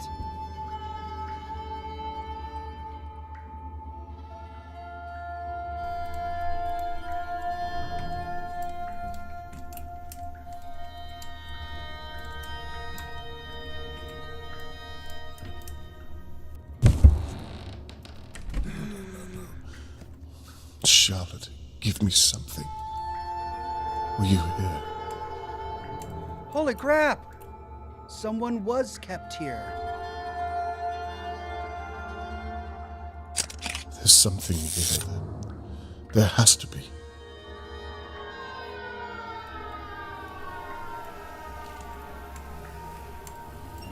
Oh, damn. There'll be no explaining this to Catherine.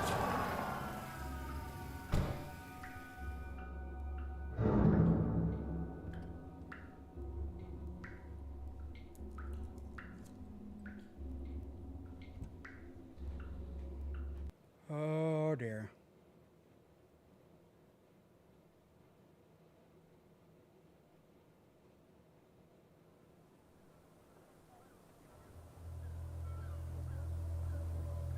After the attack against me in Lady Doa's home, I'm left questioning everything. Was it one of the McKees? Harold Levy? Or someone else? My presence is clearly getting to someone. Lady Doa was downstairs at the moment I was attacked. I can't rule her out. I need to be sure what her involvement was. Only a few questions remain unanswered. I mean, she couldn't have been the attacker. She's a feeble old woman. Plus, we saw them in different rooms. It is possible that Lady Doa and the intruder worked together. Okay. Does anything here indicate that she could have helped the kidnapper? Does anything here indicate that Lady Doer could have helped the kidnapper? Well, if she had a motive, and I don't think she did, but if she had a motive, the motive could be her desire to have a child after being rejected for adoption. But what I don't understand is if she was rejected for adopting a child, why did she have a child painted in her portrait, on the portrait? Lady Doa clearly wouldn't have kidnapped Charlotte May for money. Why else would she want to steal a girl? Okay, so this one is all about why she would want a girl. This one is all about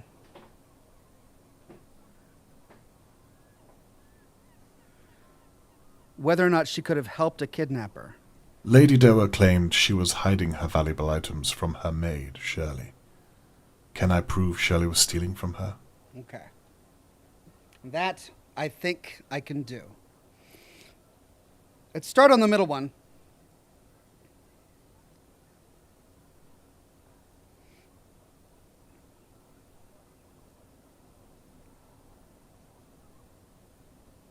Why would you want a child?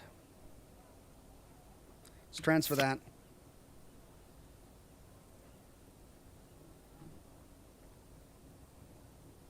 Let's transfer that.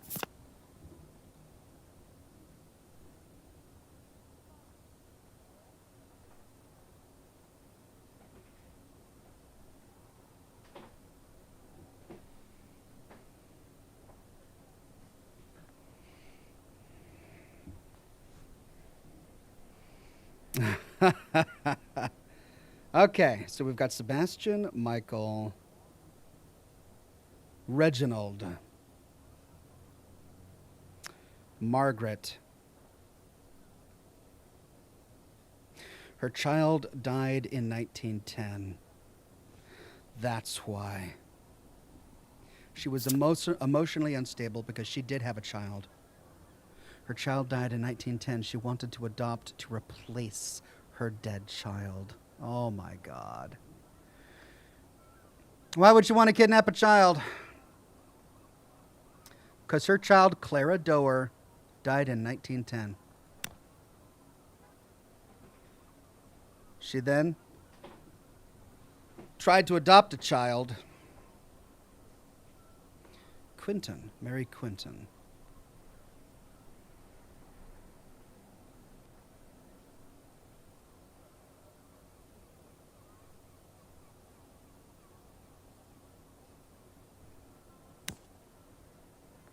But was denied.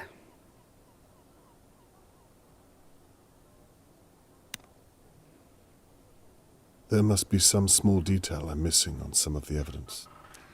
Okay.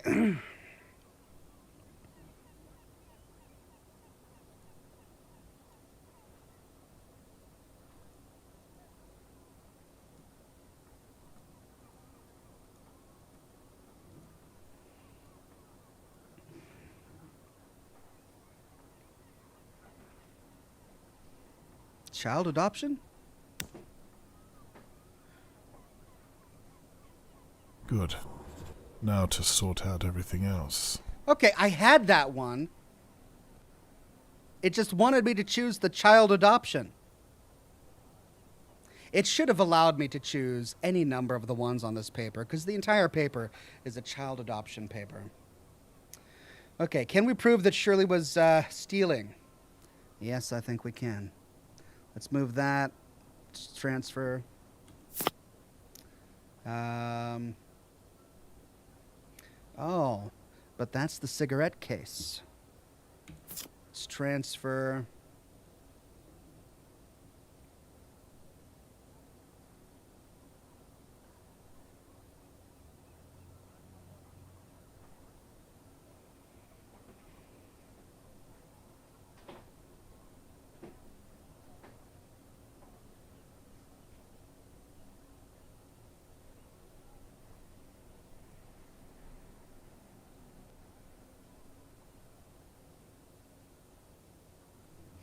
Terrence Trilby, Riverport Antiquities Silver Specialist.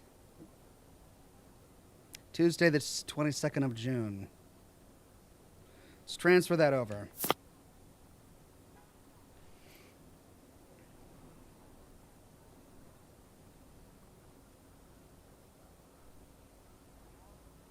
Can I prove Shirley was stealing? Madagascan gold brooch. Lacquered wood cigarette case. Last Thursday, silver hairbrush with floral patterning.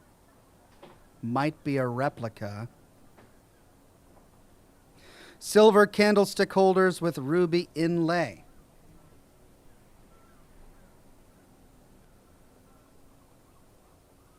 Silver candlestick holders with ruby inlay. That's it.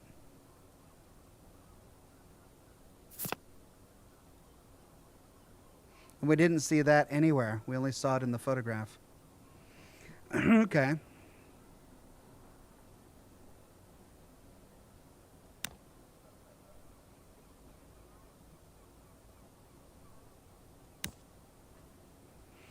But it could be the name. T. Trilby. Oh, but we can't highlight that. We can't highlight T. Trilby there, but we can highlight T. Trilby there. Terence Trilby, Riverport Antiquities Specialist. Now, this is the cigarette case. Did it have a wood inlay? The number, I don't think it did. All right, so we're going to go with that. Good, I was right. Now, on to the next. All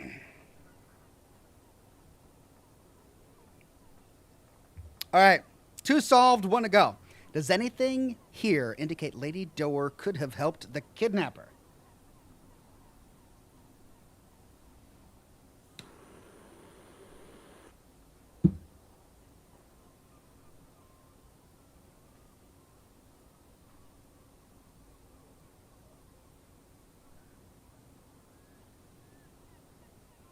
I mean, no, unless we missed some evidence.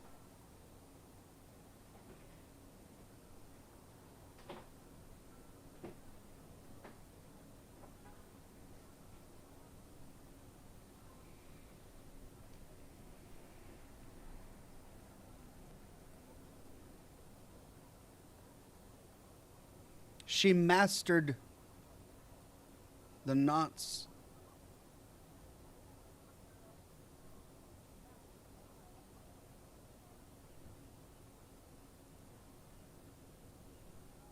The knots. Oh my God. Oh my God, the knots. What knot is that?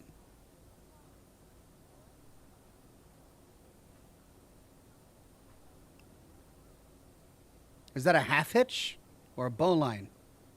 Or 2 half hitches? Half hitch? Half hitch? No, that's not a half hitch. That's, God. Why was I so bad at the Boy Scouts? I should remember. Now that was a 2 half hitch. Or was that a bowline? It was either a 2 half hitch or a bowline.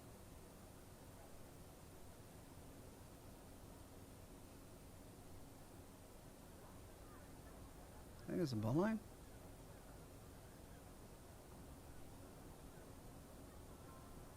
Yeah, it was a bowline. Because it goes around the main. Yeah, that's a bowline. So was that a bowline? Yeah. It's more than a half hitch. Lord Dor was that we were having such a good time knitting and trying her knot collection. She even managed to master the whole middle row. And what's in the middle row? Not the bowline. So the knot that we're looking for is in the middle row. The granny knot, the 2 half hitch, or the half hitch. It's not the half hitch, so it's got to be the 2 half hitch. If it can't be the bowline.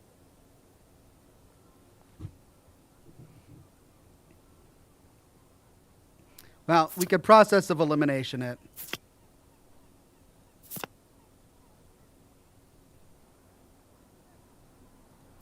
As the last resort, though. Well, it's weak evidence. Like, so she knows how to do a knot. The strong evidence is that there is that exact same knot here. So we'll do that. Connect that evidence to this. Connect that evidence to this. And then it's either the 2 half hitch or the half hitch. It's not the granny knot. And we know it has to be on the middle row. Oh, but wait. We need the note. Because the note is the thing that connects it to her.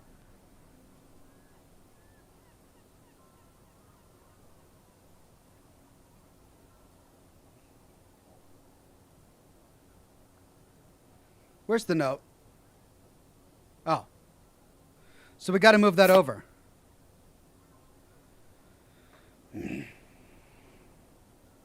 So this isn't it. No, we don't need to worry about that. Let's transfer that back. This is it. Because we're talking about Charlotte May here. So the knot is on the middle row. We know that's what she mastered. And the knot here has 2 hitches. You see how it's got those 2 knots? I wish we could zoom. Yeah, we can zoom. Look at that. Okay, so there's the knot. Goes up and around, and then around and through. Up and around, and then around and through. Up and around, and then around and through. It's the 2 half hitches. So that's what it is. Review theory. So, Lady Doa may have had motive after all. She lost a child and was clearly emotionally shaken by it. Though it seems like that was many years ago, and I found no evidence other than she knew how to tie knots. Not very conclusive, if I do say so. Shirley, on the other hand, was stealing from Lady Doa. She knew her way around the house and had access to many of the rooms. She also had a good view of Tony Morgan's house and was talking about Charlotte May on the dictaphone message. Shirley, are you my attacker? Did you take Charlotte May? But she clearly gasped on the recording when she saw Charlotte May being kidnapped, which means she was surprised by it.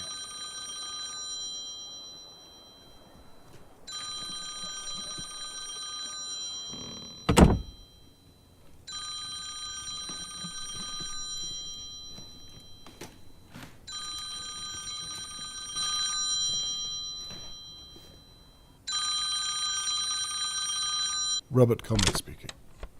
Dad. Catherine, again, I'm sorry Do that you know how foolish you made me look tonight? Why don't you come over? I had to explain to my superior that my father was found in the same house that we think Charlotte May was tied up in. That the reason why we have no good footprints is because my father's tire marks are littered across an open crime scene. I'll be very surprised if I still have a job tomorrow morning. That wasn't my intention. No? You know full well why I had to. You can't just do whatever you want and think it won't affect other people. What if she'd press charges? Lady Doa gave me her permission. You could have ruined my case. It's not just your case.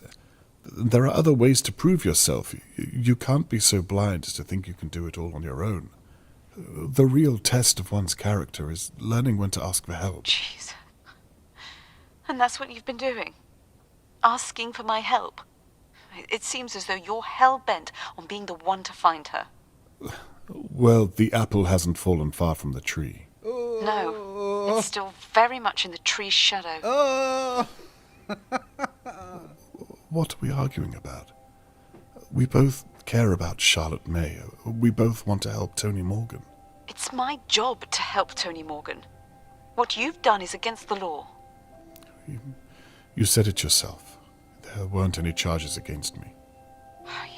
You don't get it, do you? Your actions might have gotten Charlotte May killed. What if it was you down there?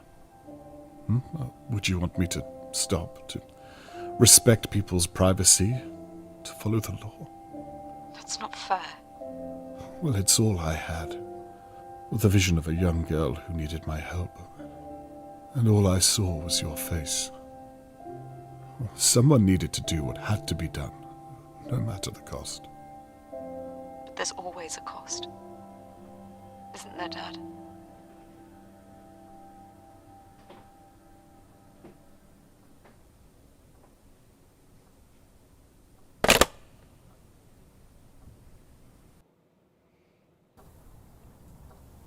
I wish I could make Catherine understand my actions. Every time I try, I either embarrass her or myself. There's always a cost.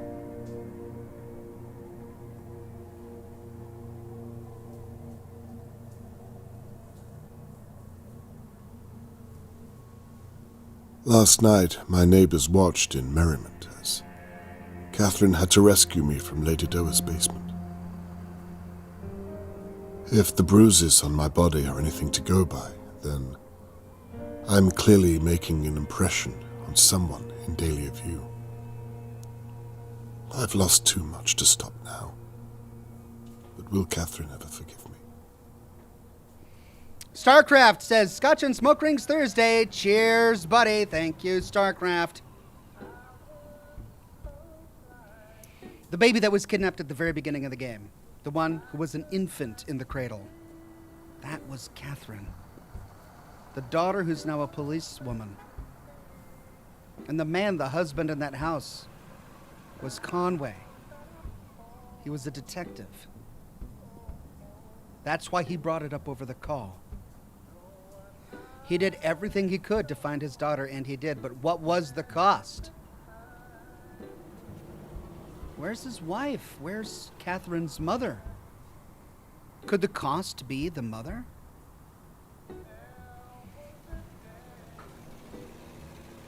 Let's take some pictures, and then we'll end the broadcast and save this next chapter for next week. Shirley is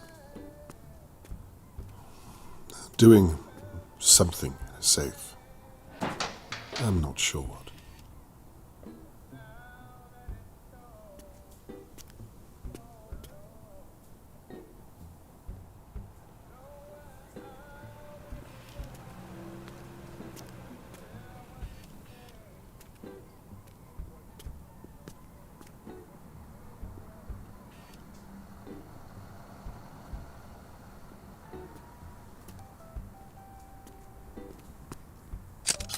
My attacker fled this way last night.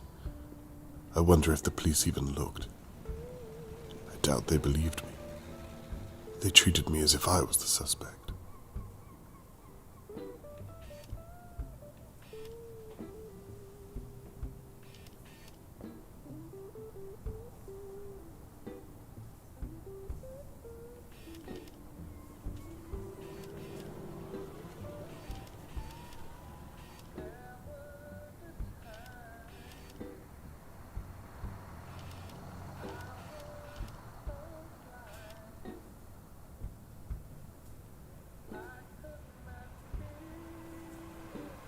She cleaned up the glass. Good attention to detail in this game. Oh. Looks like nobody's home. Most people are at Sunday service. I didn't peg Levy as the church-going type. Perhaps he's robbing the donation plate as we speak. Mr. Morgan, don't give up hope. I'm still looking.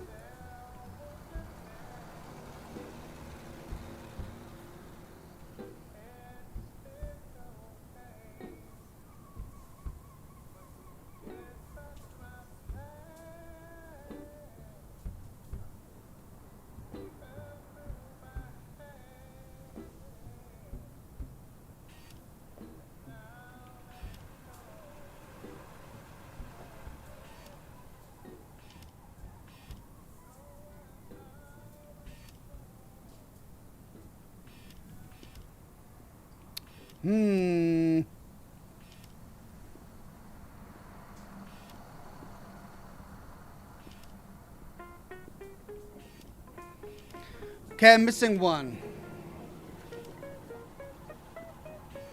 Or more.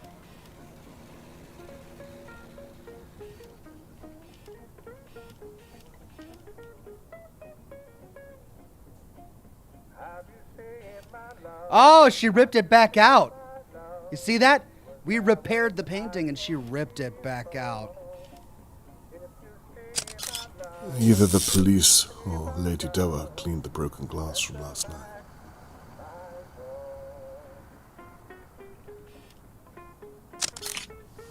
I know I'm right. She was down there. She had to be.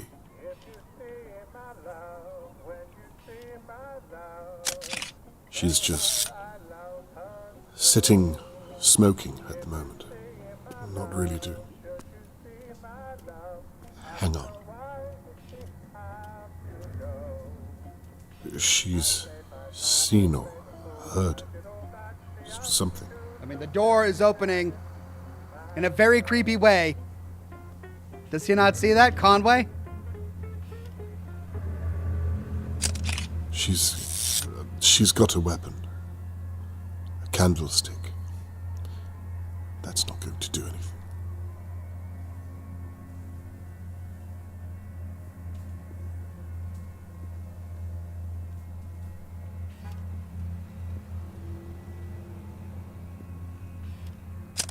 What in God's name?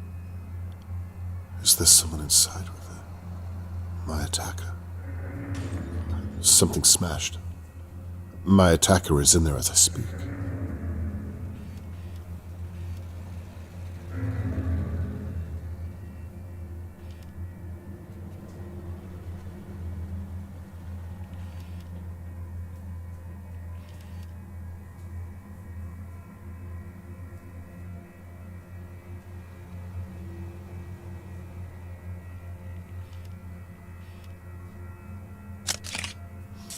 Shirley, don't do this alone. Trust me. I know how this ends. Turn around and leave. Shirley, be careful. There, even if I leave now, I won't get to her in time. Christ.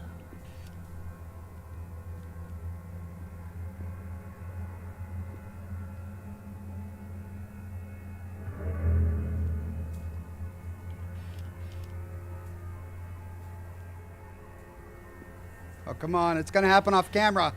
No, it's going to happen off camera.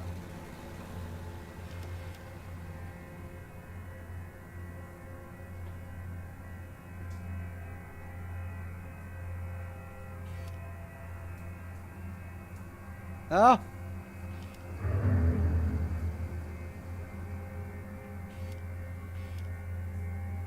She's searched the whole place. It doesn't look like she's seen anyone. Okay, good. But what was that crash?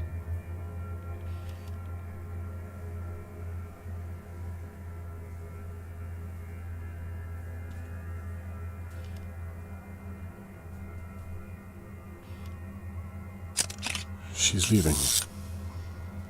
Good. She's safe for now, at least.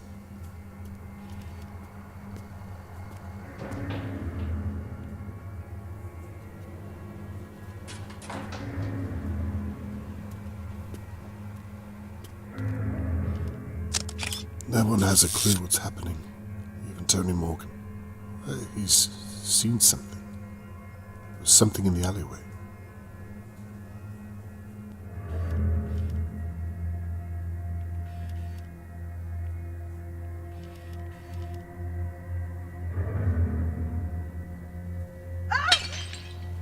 God, she's been attacked.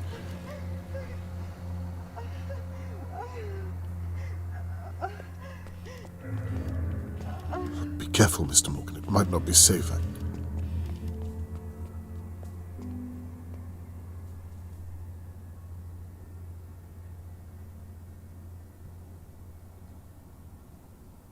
Somebody call the police.